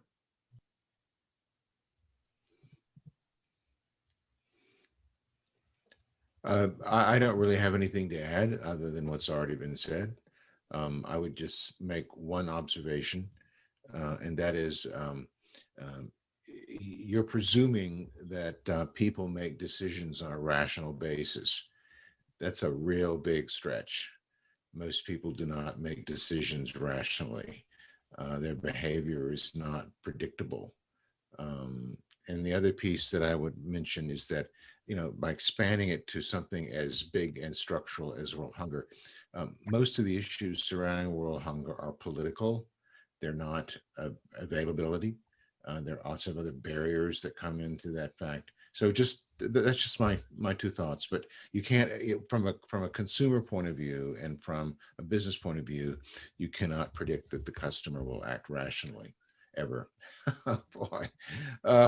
So anyway, that's all I have to say. But thanks, guys, very much.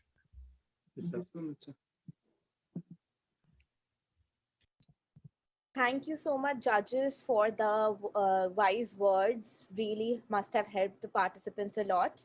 And after this, we are going to move on to the next team, Team Fit Eats. And they are saying, being the bridge between those hardworking farmers and the busy city people, we deliver healthy, affordable food at your doorstep. All the best, guys. You can share your screen and take over. Good morning and good evening to one and all present out here, respectively. I'm Maria Dev, and I'm going to present to you our idea, Fit Eats, eating better and staying fitter. The next slide, please. An overview. We are going to buy food directly from the farmers. We are going to buy the crops directly from the farmers, and by our transport means, we are going to bring it to the cities where people are in need of healthy food and to get fitter, because obesity is a problem in the cities, as people do not get much time to put into to invest on how fit they stay. So we are focusing on that problem. We will sell both cooked and uncooked food. That would help in a way, like we have thought that the uncooked food, if people see what are the materials we're using, they would get some kind of a belief or about the quality we are using while we are cooking it. And then the whole transport system, as it is we are helping to nullify about 3 to 5 businessmen in middle. Those are the middlemen. We have researched and found there are almost 3 to 5 middlemen from the farmer to the consumer. So we are helping to nullify them, and that would enable us to provide fair prices to the farmers and also make it affordable and cheaper than the market rate for the consumers who are buying it in the cities and the towns. That's it. In the next slide, please. The main objectives of Fit Eats to track our success is maintaining 100% of our upcoming customer base by consistent customer service, expand our customer base through direct referrals and advertising on the internet through SEO and SEM. And here I would like to add that our team also has one of Google certified digital marketer who is into all SEO and SEM and knows about how to get us on the web using a website and also app. So the next point is expand our dishes line gradually based on the customer requests, put into existence few offline stores at major junction of cities, being able to provide, this is our final aim actually, after we have reached a certain level of success and have enough budgets, we've thought of providing loans to farmers as a non-banking organization at lower interest rates, and then our deal will be to buy those products that the farmer is producing with these, and not any other position of him to be kept with us in the agreement. The next slide, please. Mission. Fit Eats is going to be a company started off by 4 college students who are full of energy and will put their best to help this company reach heights.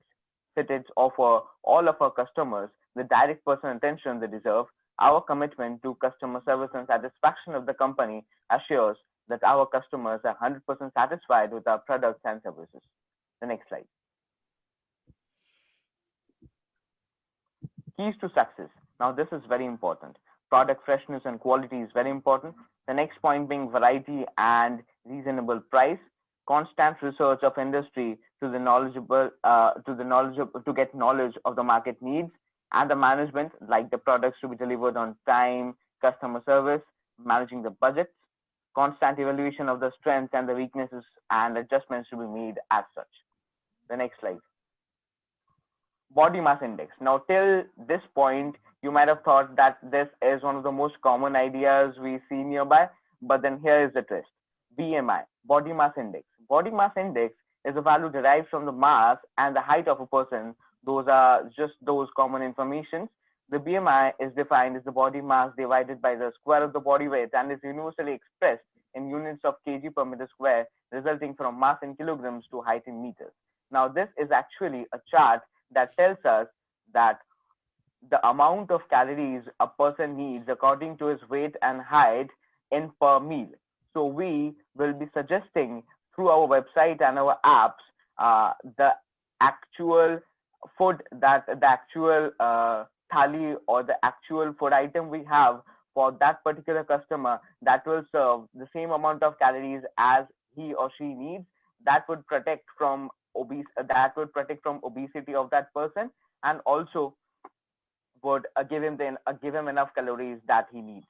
And another point that we have thought about is, if anyone is found having a high BMI, that is to the obese side, we will have pediatrician calls to them. They will call them and help them out of this to make a fitter India and a better India. The next point, the next slide. What will we sell? We will sell fresh farm products, vegetables, fruits, and other crops and meals via websites, apps, and later by offline outlets. And then I want to add a point here that our transport system, which will bring all the crops and everything from the farmers directly to the outlets or directly to our storehouses in the cities, would go back empty to the farmers, again to the villages. That was not the point we wanted to focus on. So we thought of that we can buy fertilizers, insecticides, pesticides, and manures, and every other thing that the farmers might have to come to cities to buy them. So we will help them save their time, and we will buy these things at wholesale prices and carry them to the villages so that they can buy those things from our outlets there.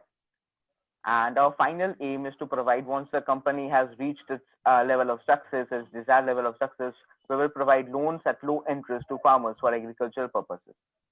The next slide, please. Who will buy it? The fresh farm products and balanced meals meant for people living in cities and towns to get them better and healthier. Fertilizers and pesticides are for farmers. And finally, low interest loans are also for the farmers. Next slide. So I would like to pass on to Zubair to explain the other points. Thank you, Aridev. So how will our business idea will help people? Sorry. So how will our business will idea will help people? Our company will make healthy food affordable for the people in the cities and towns. After which our company will reach a certain level and have enough resources. Our business idea will help farmers to get loans at a less interest rates and also the high quality seeds and fertilizers. What we will charge? We will charge less interest rates on loans than the ongoing market levels. Fertilizers and other such products at prices lower than the retail prices. Rates of fresh farm products will be a bit less than the other competitors in the market. How we will get paid? We will cut off the middleman in between the farmer and the customer, including the transportation cost. This will help us earn all the money the middleman gets, even if we sell the products at lower rates than the market rate. We will get paid from the interest paid by the farmers and by selling the fresh farm products to customers by diminishing the chain of middlemen in between. How else will we make money from this project? We will also make money by selling the farmers the fertilizers and other products they need at retail rates by ourselves buying them at wholesale rates. How will customers learn about our business? We have a Google certified digital market, as Aradif said, in our team who would help hire more such efficient people to advertise ourselves on every related websites and social media platforms. Along with this, we would also put efforts on offline modes of advertising like billboarding and banners and posters, etc. How can you encourage referrals? We have thought of taking in account a feature that provides discount coupons to existing customers once they share their referral codes to new potential customers. So, Aradif, please continue ahead.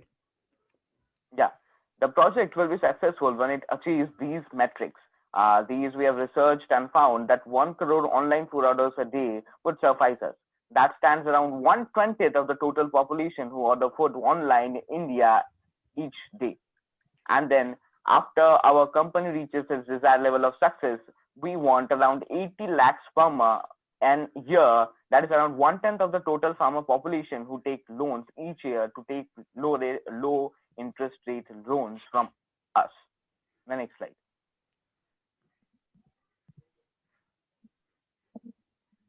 Yeah, the X factor. This is very important.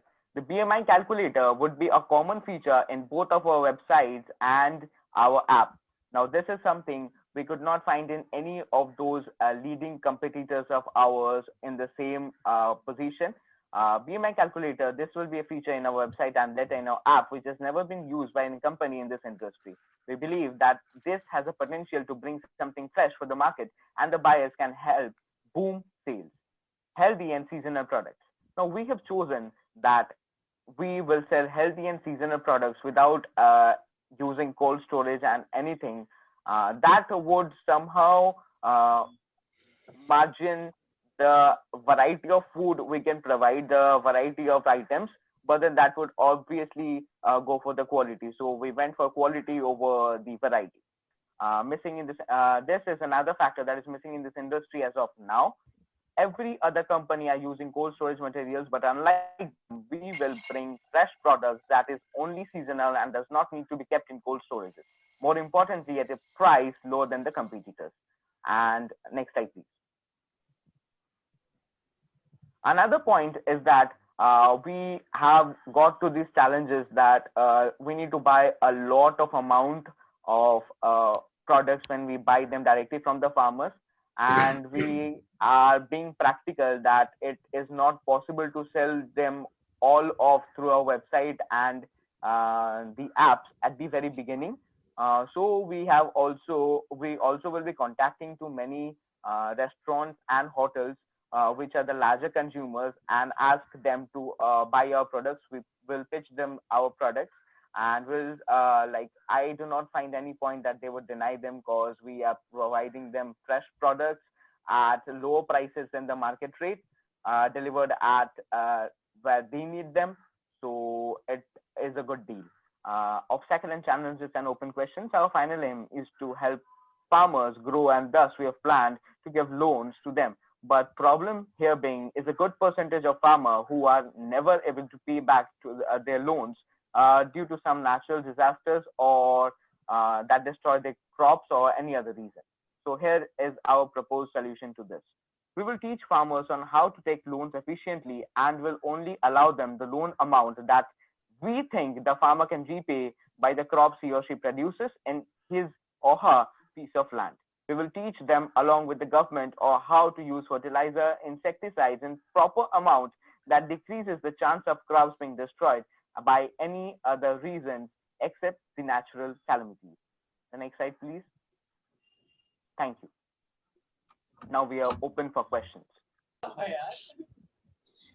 Thank you so much, guys, for the lovely presentation. Now I would like to request the judges to take over and ask any questions or give any suggestions.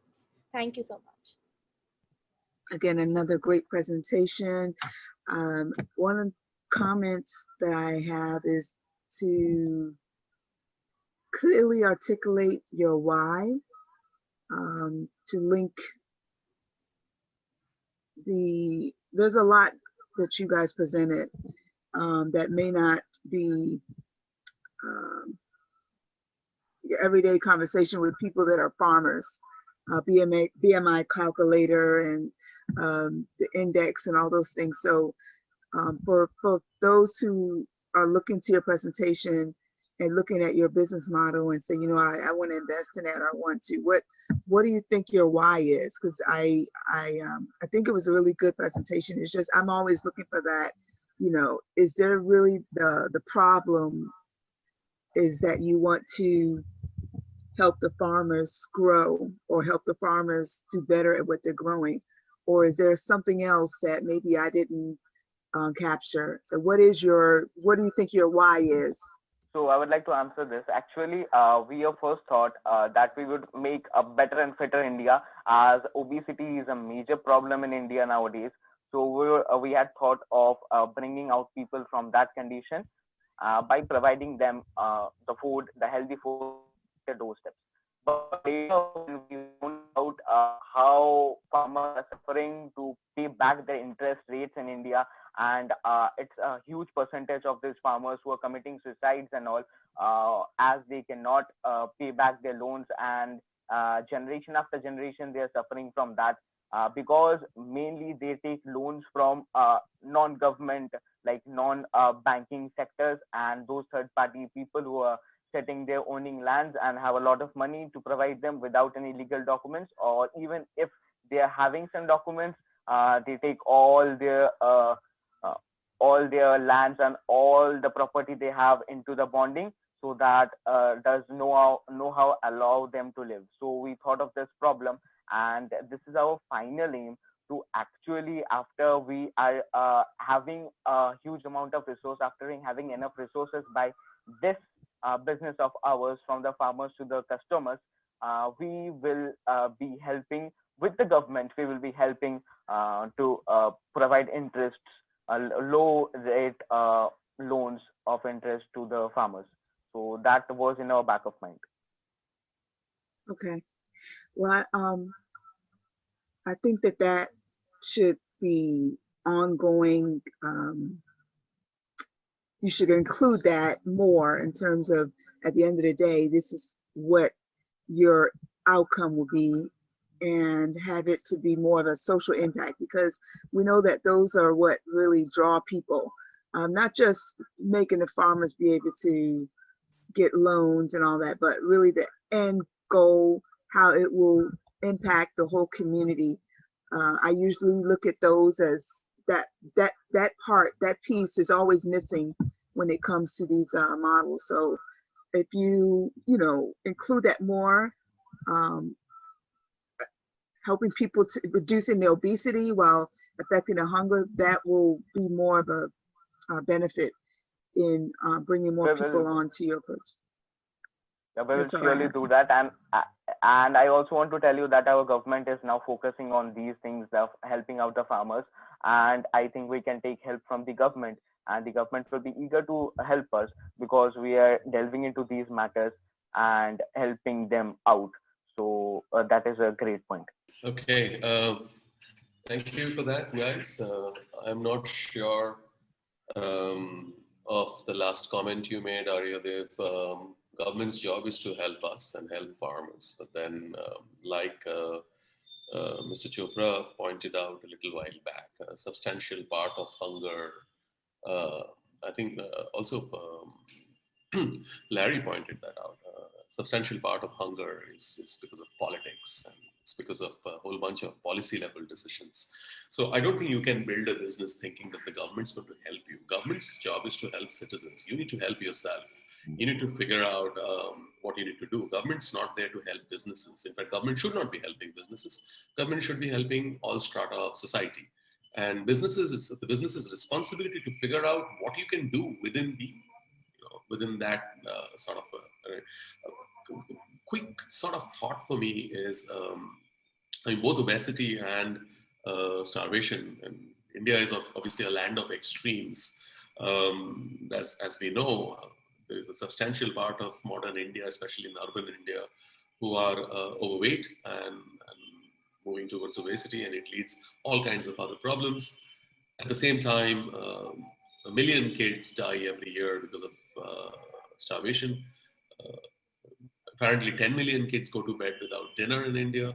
So it's shocking, right? I mean, these numbers are, so to try and solve both problems under one banner, technically they seem to be, it's almost like a conundrum.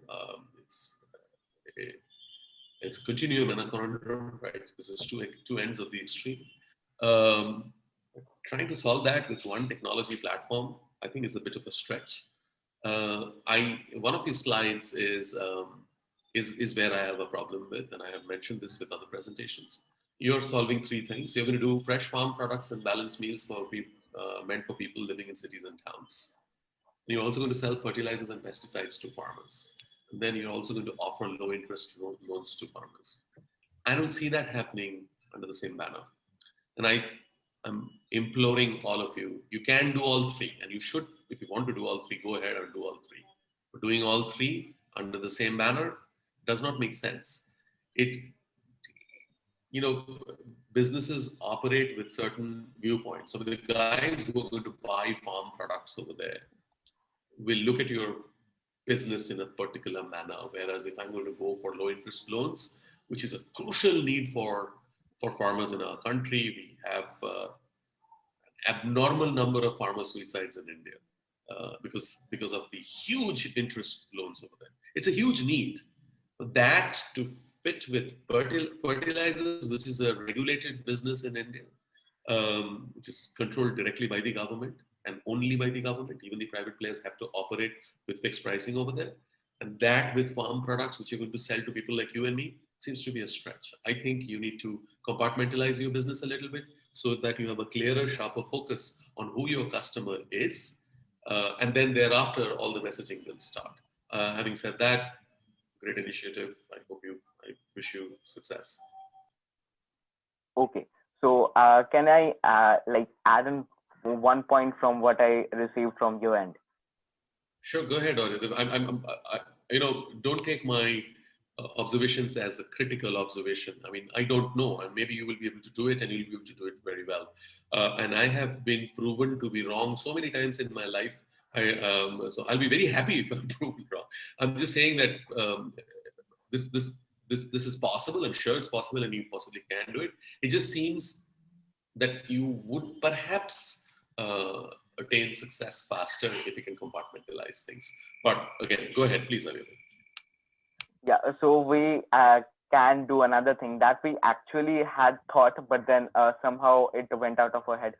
It was that we can generate funds from this business of ours, selling fresh farm products, and then we can be into another company with a different banner, with a different name, using these funds to give low interest rates of loans to the farmers. So that would be after this business of ours has achieved success and this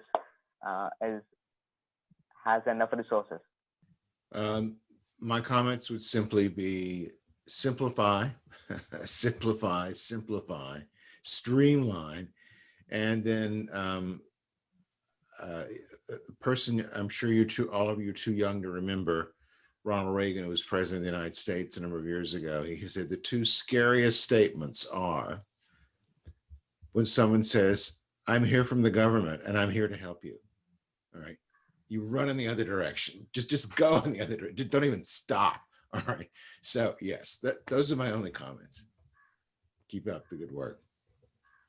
Thank you. Thank you. Thank you, sir.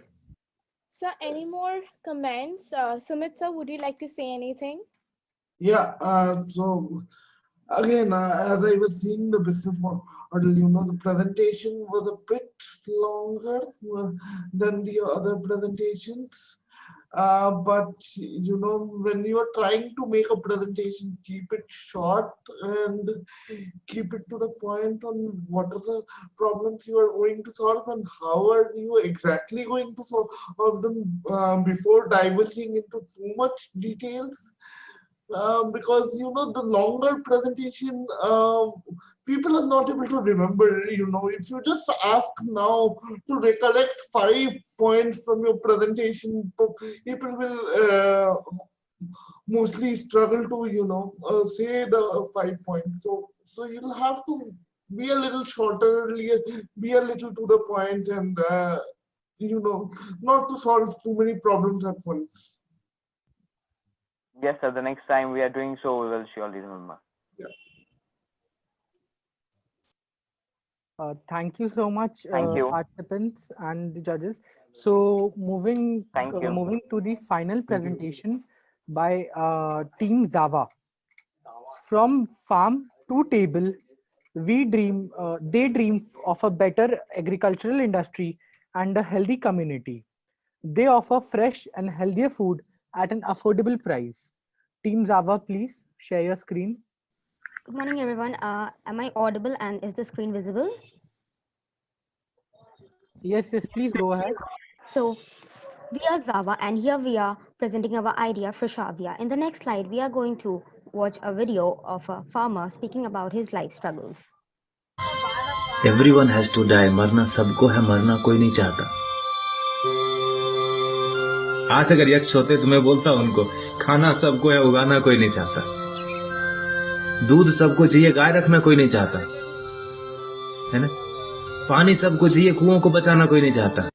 Okay, so as we saw in the video and according to our research that we conducted, 90% of the farmers in India are quitting farming given the option because the major issue is income. They are not provided enough to sustain their family and also grow their crops. So we have come up with a solution which we will see in the next slide.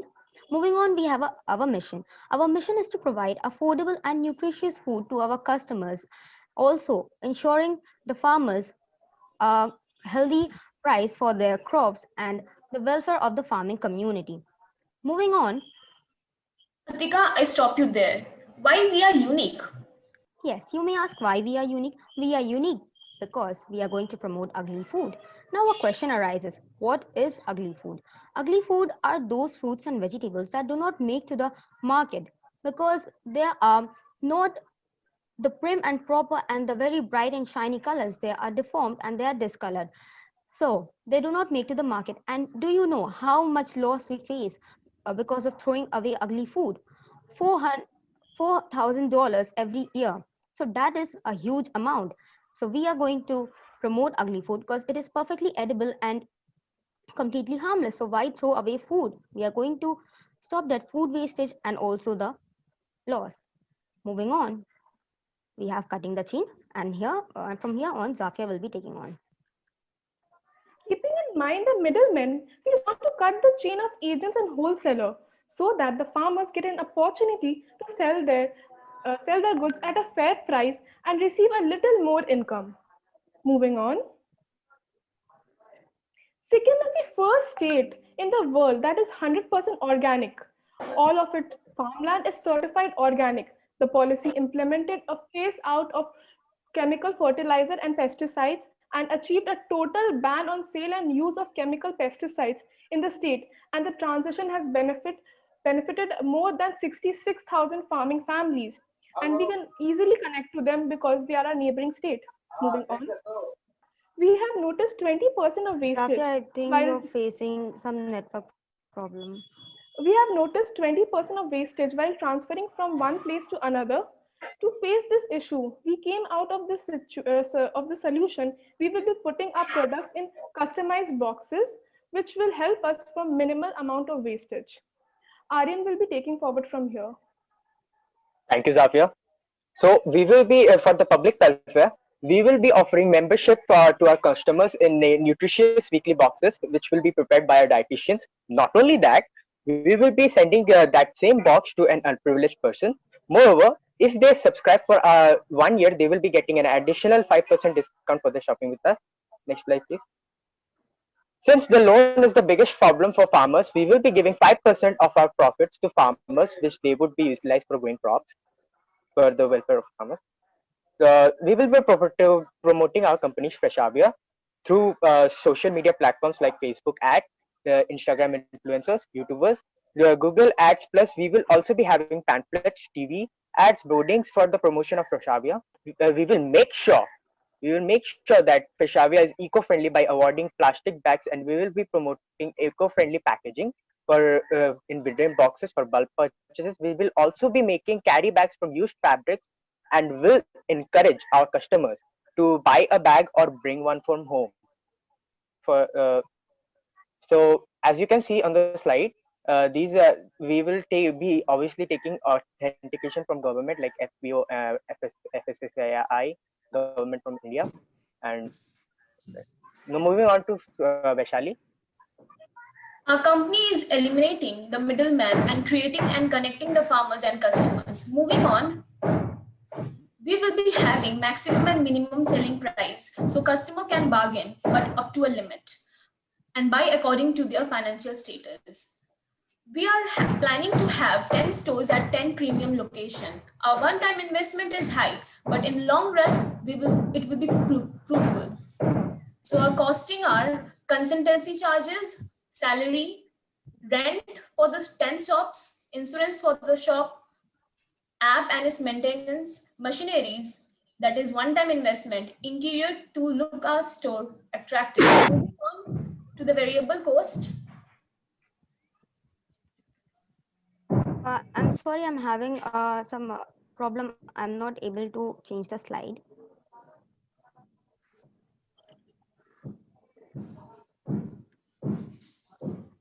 Okay, so Atika. Sorry for the Variable cost, inconvenience. so packaging cost. yeah, can you go ahead with the presentation without changing the slide if you're facing any problem? No, no, I've changed the slide. Okay, that's great. Please move ahead. For the variable cost, we have packaging cost, raw materials that we are providing to the farmers at the best quality, power and transport, farmer salaries, so they do not face any losses, and we are flexible according to farmers' requirement. Moving on to Zakia. Risk reducing inputs are production inputs that improve the chance of better quantity and quality of farm products.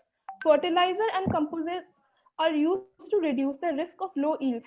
Pesticides and integrated pest management (IPM) practice will be used to reduce the crop damage. Irrigation low rainfall. This is all we have to say. Thank you for Thank you so listening us. much. So you may ask questions. I really enjoyed that. Thank I you. think that it was clearly Thank you. Thank you. from the beginning identified that the problem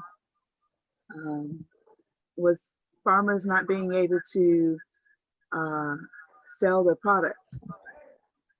You know, the only thing I would say is the video that you open up with, it wasn't translated unless I missed it. So I would have loved to know what he was actually saying. He was saying, I can translate it if you want me to. He was saying that in his village, he's a farmer, so he lives in a village and he sees what's happening. From 3 generations now in India, the farmers are getting the idea that farming has become a business and it's a lost case now in India. So they, if given the option, as it's happening, like most of the farmers are quitting and moving on to city for factory labor. And given the option, he's saying that almost all the farmers will quit farming because of the income. They do not get paid. They are not justified for their hard work and their crops. So they are like not able to sustain their families, and like they are unable to grow more crops. So so what he's trying to say is that farming is not a business. It's an essential need because that is how food comes from. Everything that is made, it's come from agriculture. Right. And if I may add, that's a great summary. For me, that gives me a good sense of what you guys are trying to solve. And so if I could add any advice to that is maybe do a summary slide with just a few points after you show the video that can lead us into understanding, because that's an important part, to know that this is a frustrated team. The farmers are frustrated, and this is what we face in West Africa. It's a hard job. It's not child's labor. It's really an all-day event affair, and at the end of the day, if you don't yield, there is that frustration. There's no real benefit if you at the end of the day still can't feed your family. So I think taking that approach, I love the risk factor, really trying to give us an idea that you are aware that there are chances that crops fail with your business. So I think given that, sharing that information, but also you mentioned something about the bags that you will use, where you will use it out of fabric. I love that because it's eco-friendly, it's recycling, and it's actually part of the story. And so for consumers that you're trying to reach, especially outside of India, that's a big unique factor that would set you apart. So I really love that that part. Thank And you. so I think it was a really good presentation. I think, you set out that you want to help farmers not stop being farmers, and give them a reason to continue what they're doing, and feeling like they are important. And I think that once people feel like, what they're doing is not making a difference or it's not really helping them, then they will leave. So I think continue to tell that story. Maybe highlight a few farmers that are actually outside of the person you mentioned. I think that would be a good thing to add to your presentation. And also, I'm so sorry. Yes, You can actually, also include we more. did a research. May I continue? I was just going to add, I if you also add a female component, I'm always looking at hear how you the women are impacted with farming, because actually. sometimes it's looked upon as it's just the Your male. voice. And I think if you also include that in your presentation, it will also be an attractive part of the business model, how the families and the women and children are impacted by this frustration. I think that that really does play a good a role in your Y factor. Actually, we did the research on that, but we wanted to keep our PPT short, so we didn't add that. But we did a research. Actually, we are based on in West Bengal, so we are targeting the most like below poverty district in West Bengal. That is Purulia. It is the most poverty-stricken district of West Bengal. But the thing is that they have agricultural land. So why is poverty such a problem there? So when I looked into it, the thing is that they don't get income. So it all comes down to the justification that the farmers deserve. And about the families and children, the children are malnourished, they don't get education, the women are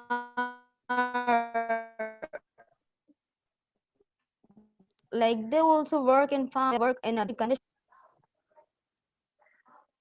So also we are trying to sort of not remove the poverty because it can't be completely diminished so quickly, but we are trying to reduce it.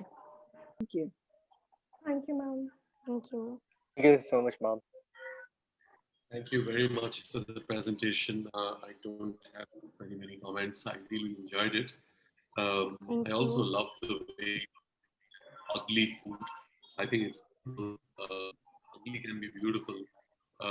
It reminded me of something called slow food.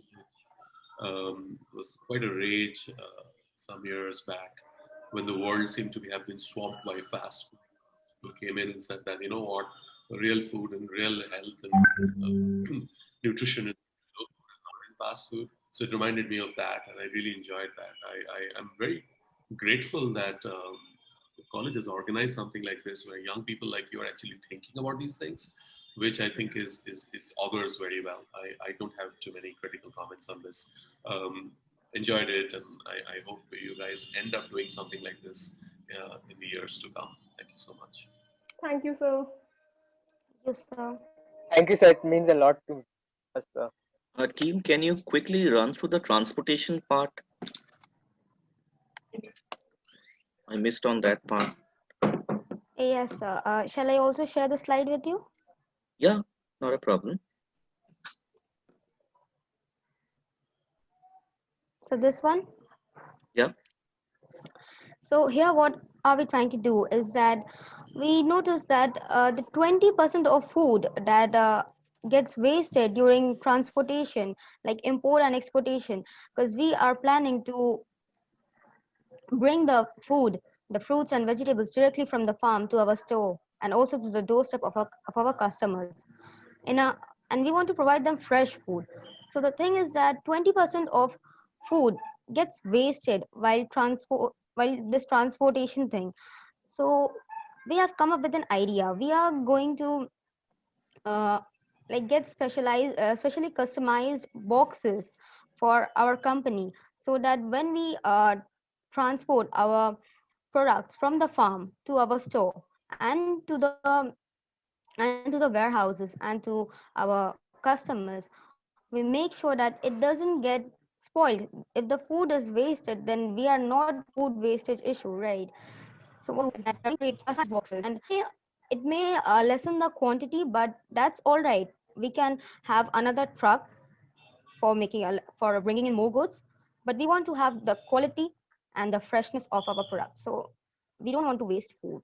So we are like taking up an extra cost on our side to make sure that we deliver something that is fresh and in good quality and also minimize the wastage.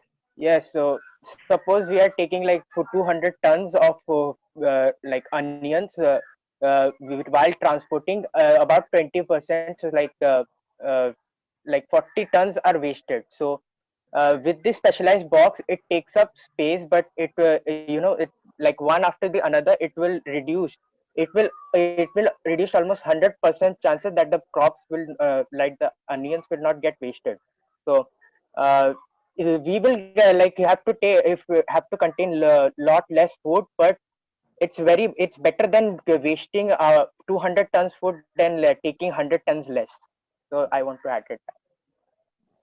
Okay, I'll pass it to the other judges if they have any questions. I have nothing to add. Thank you. It was a great presentation. Thank you. Thank you so My much. Thank you, questions are sir. I love your images. It Thank you was so much, ma'am. Thank you, ma'am. caught my That's a eye. really big compliment, ma'am. That's a Got big the ugly compliment. fruit. Thank you A so lot much, of people don't. judges, for that valuable feedback. And any more feedback from the judges, guys? Um, anything else you have to add? So with the permission of the judges, we'd like to move forward. So thank you so much, judges, for the valuable feedback, and thank you so much for that presentation. You can stop the share now. So well, that were some really lovely and interesting ideas out there, weren't they? Thank you so much to all the participants for putting this together. And remember that no matter what the results come out today, you all have outdone yourself. You all are winners in your own way. Thank you. On that note, Thank you. Thank you. On that note, we would like the judges to give their precious feedback on the wonderful performance delivered by the participants. First, we have Mr. Kaustav Majumdar. So, sir, what is your take on the performances delivered today? Like I said right at the beginning, when I was of this age, I became an entrepreneur at a very early age, and I have been an entrepreneur for almost 30 years now. I invest in various businesses. One of the things that I look for when I'm looking at businesses is not necessarily the best business plan. Business plans are important, extremely important, but the state of planning is more important than the plan per se. There's a fantastic English adage which goes by, life is what happens to you when you're busy making plans. So I like plans. I mean, I get pitches every day. What's important is I think clarity. So I'm naturally inclined towards businesses which seem to be more clear in what they wish to do. The other thought that is there, and I've mentioned this, I feel that we need to look at businesses from the prism of the consumer. That's where the heart is. That's where the success lies. Not necessarily from an entrepreneur's point of view. It has to be from a consumer's point of view. So that's a piece of advice, and I would encourage people to look at all their businesses from that prism primarily. Back to what I was saying, when I was of this age, we did not have enough opportunities, but to present things like this. But then it's not a question of opportunities. I don't think I ever had the courage. So I get very embarrassed when I get called into events like this. I feel overawed. I kind of feel a little fake trying to judge people such as you, because 30 years back I wouldn't have done what you were doing. So it's easy to sit for the four of us to sit and find faults in what you have done. That's not the primary. I think what's important is to see that you've done this step. You're talking to people. You're talking to people with experiences and get feedback from them. So I think that's the first step. So it may sound cliched, but I sincerely believe you guys are all winners. I don't think India is going to change, or for that matter, the world is going to change because of people who are in the judging panel. We have done what we have done, and we will continue to do what we do. The world's going to change because of people like you. So it's up to you how you sort of lead your life going forward. Just a quick anecdote, or anecdotically, yesterday there was a cricket match between India and Australia. India won the match. but India used something called the concussion sub. I know there are a couple of Americans over here, and you possibly think cricket is the most boring sport on the planet, but cricket's the only real religion in our country. The concussion sub reminded me it's up to us leaders to decide, and every one of us is a leader, to decide what is right. What is right is not necessarily always only legally right. It needs to be morally and ethically right. So it's the decisions, it's the little decisions that we take in our lives which make a big difference. And it's people like you who will be able to take those right decisions, whatever is right for you. It doesn't have to be right for your teachers or your parents or anybody. It has to be right for you. So if your heart feels that you need to solve socially relevant problems and you are going to go about doing it the right way, Godspeed to you. And I can think that the country and the world going forward is going to be in safe hands. I'm very grateful to have been called over here. Thank you very much. It has been great fun. Great use of a Saturday morning for me. Thank you. Thank you so much, sir. I would actually agree on your take about cricket. It is actually a religion per Definitely, se. sir. So then I would like to call upon Mr. Sumit Agarwal. Sir, please take the stage. Yeah, so nice presentations, but on a personal level, I give zero value to ideas because I have spoken to a lot of people over a consistent period of time, and I spoke to them before 5 years. They were working on an idea. I spoke to them after 5 years. They are still working on prototyping the idea and stuff. And the thing is, 90% of the ideas never get executed. So the point here is, it doesn't matter how good your idea is. What matters is whether you are going to get it executed or not. It's like I have a nice guitar, but what I can do is I can just use it to pose on Snapchat and other platforms, right? I cannot play the guitar. I just use it to pose on different platforms. The thing is, what matters is your execution of the idea. But on an overall event, the ideas were good. It needs a little bit of polishing, a little bit of working on the messaging part of it, a bit of work on the branding part of it, clear reach to the target audience, reach of the scope of the projects, and definition of the areas where you will start and which languages you will use to reach people. But on the overall, these are all good ideas. It really depends on your execution. Thank you, sir, for those words of wisdom. I think might have helped the participants quite a bit. And after this, next up, we would like to request Mr. Larry C. Johnson to come and share with us his take on the performances delivered today. Sir, you can take over right now. I just wanted to say thank you for including me in this. I've enjoyed it very much. A lot of very well motivated and very clear thinking young people. I would concur with what Christoph said earlier, that it's important to always remember the end user, the customer. Who is the customer? What are their needs? And if you make that primary, I think a lot of the other ideas will flow from themselves.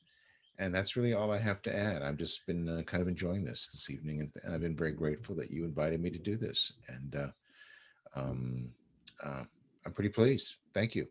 That's it. Thank you, sir. So next we have Dr. Adama Koloko. So ma'am, what's your take on the performance delivered today? Yes, I agree with my fellow judges. We have a diverse group of young people that I consider change agents. They all have different approaches to solving the world's problems, and it takes a lot. Sorry, I'm getting feedback here. It takes a lot to do that. I see leaders, I see future change makers, I see that there's going to be some potential people's lives changed. And again, as it was mentioned before, the end user should always be at the forefront. That why factor, who will benefit, whose lives will change, not only the entrepreneurs, but the farmers. You know, I think that I love the highlight for farmers. They don't get enough light, they don't get enough shine because their work is hard. And I think that I really love all of your presentations. And just like it was said before, no matter who wins, I believe that you guys all won as you came out here to present some really great business models. I really enjoyed the whole component about really helping the world's health issue, public health issue, sustainable development. I'm always of the thought that tying anything to the sustainable development goals of the United Nations, I really saw a lot of that here, reducing hunger, no poverty, quality of life. You know, these are the goals. And I think that if anything, I would encourage everyone to always use your models to tie into the UN Sustainable Development Goals. It helps you stay on target to making a larger impact. And so for me, as with Impact Sierra Leone, I'm all about impact. You know, what is my model? What is that business going to really bring to the world in my own small way? So start small, you know, start with something. Don't try to do too many things at once because you can get lost in it, and enjoy what you're doing. A lot of people do business to do business. And when you're thinking about the consumer and the customer, you must have that inspiration factor that will sustain you on those hardest days when things aren't going right. So if I can leave any advice for you to be sustainable, find a way not to be that business that doesn't continue because of A, B, and C. So I really enjoyed everyone's presentation. Again, let people see that you enjoy what you're doing, and it will draw more people to your business and your plan, and also impact the world, on a greater scale. So kudos to everyone here, and continue learning. As you are young people, you're going to do more once you leave this competition, and let whatever you do be able to spill over years to come. So again, thank you for your time and energy that you put into all your presentations. I loved all of it, and I learned a lot as a judge. So when you can do that, then I think that is a great win-win also. So kudos.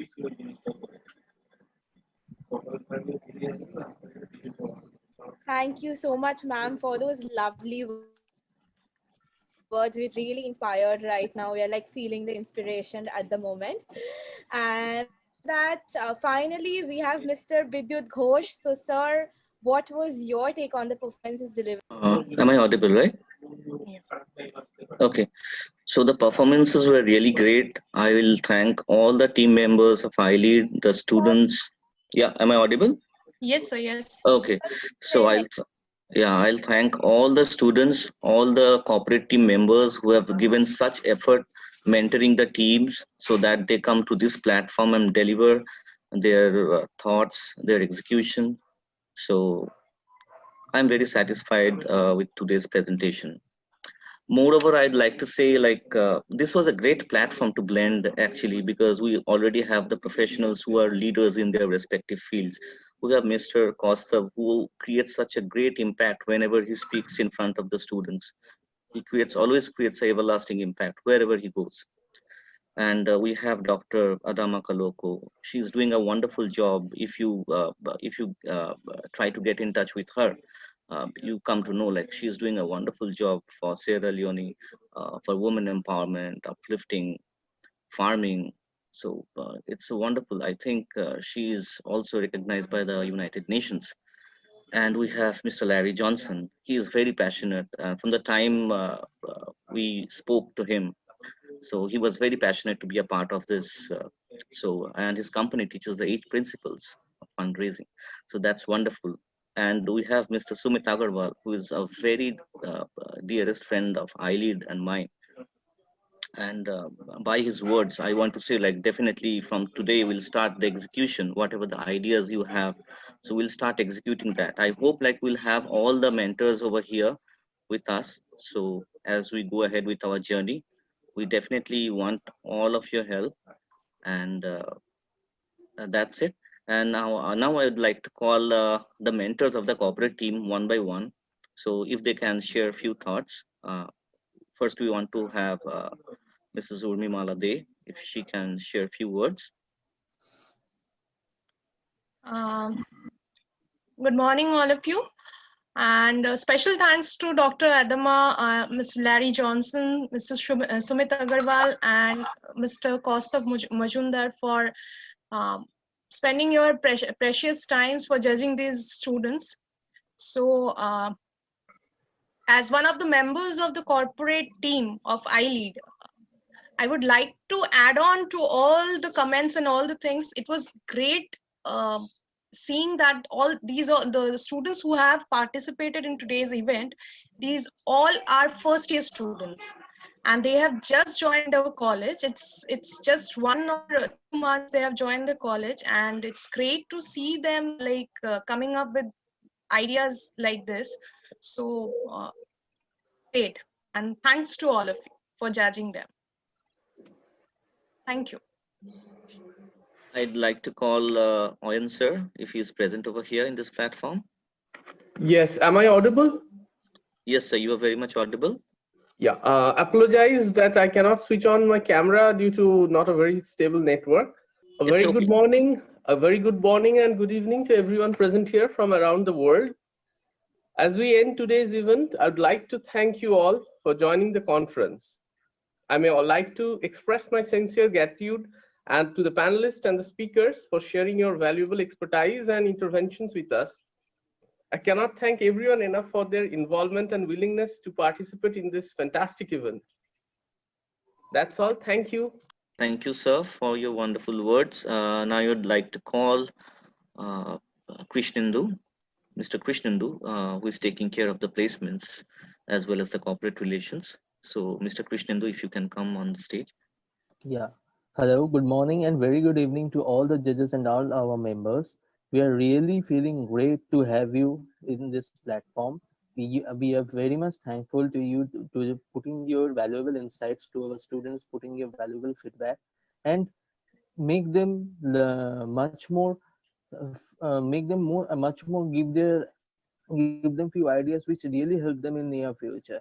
I think right execution will help also improve them to give a much more better presentation in near future. I would like to thank all the participants and all our corporate relations team member and the mentors to doing such an event so that our team event gets successful. I'm really thankful to Dr. Adama, Mr. Larry, Mr. Sumit, and Mr. Kaustav to have with us and giving us their insight by judging this event. Really, thank you. Thanks a lot for judging this event. Thank you, Krishnendu, for your wonderful inspiration. We hope to continue this relation with all of you, all the students, maybe like who are in the final years, like you will pass out this year, I mean to say the coming years, we will become alumni, but never, we are not going to end this relationship over here. So it's everlasting relation and impact we are going to create from today. And now I would request Nainika and Bhagesh to go ahead and attend the closing ceremony and have Hidayah and Fahad to do the honors. So thank you so much, judges and mentors, for the lovely suggestions and feedbacks. On this note, we have come to the end of this competition. We would like to thank the judges for being here today, and we hope to keep this connection intact in the coming future as well, as Bidut sir has already mentioned. It was truly an honor for us to have all of you here. We would like to take a moment and thank the organizing committee, as without them, we wouldn't have been able to pull this off. Thank you so much, Ratan Sagar Pandey, our campus director, Hidayah Imam, our co-campus director, Fahad Yusuf Ali, our social media manager, and also a massive thank you to my co-head and co-host for the event, Nainika Shah, for all her hard work. Thank you. Thank you so much, Bhagesh. And same goes to you, as we wouldn't have been able to pull it off without your hard work as well, and everybody who has been there in the organizing committee since day one. Like, really, guys, you really need to give yourself a hand right now, because we wouldn't have been able to do any of this without you. So give yourself a hand, because we did it. So, Hidayah and Fahad, you want to say something? Hello everyone, I'm Hidayah Imam, the co-campus director of the event. And I would just like to start by saying how proud and lucky I am to be a part of something this huge, and it's an honor for me. And I would also like to thank Ratan Sagar Pandey for bringing this opportunity to us. And I would also like to thank the jury members and the organizing committee for making this happen. It wouldn't have been possible without you guys. And last but not the least, I would like to thank all the participants for not letting go of this amazing opportunity, because you guys are winners right at the moment you guys enrolled yourself into this competition. Because even if you don't come out as a winner here, you have learned so much, gained so much knowledge, and I think that's what matters at the end of the day. So I hope the best team wins, and all the best. Thank you. Fahad, would you like to take over and say something? Yeah, for sure. Thank you. Hello everyone, I'm Fahad Yusuf Ali, Assistant Head of the Corporate Relations Club and also a part of the organizing committee. I'm more than happy to be a part of something this great, innovative and world-changing event. It was amazing to see such young entrepreneurs coming up with mind-boggling ideas. I really can't wait to see these ideas getting implemented into the real world. I would like to thank our judges for cooperating with us to such a great extent. I would also like to congratulate each and every participant of this event and wish them all the very best for the paths ahead. Thank you, guys. thank you guys for Thank such you, love. Fahad. And thank you so much to everyone to be here with us today and stick all throughout the event. It really means a lot to us. Thank you. And on that note, we have come to an end of the event. Thank you all for being here. We would like to request the judges to mail their scores to us as and when possible. We are expecting it by Monday. And participants, sorry for that, and participants, all the results will be out next week, and you guys will be also getting your certificates next week itself. And it was great. You guys have been amazing. Thank you everybody for being here, and we really enjoyed hosting this event for you guys. Thank you so much. Thank you. Thank you, all of you. Thank you, everyone. Thank Thank you. you. All of you. Bye. Thank you. Take Bye. care, guys. All the best. God bless. Thank you. Bye. Bye. Bye. Bye to everybody. Thank you. Bye-bye.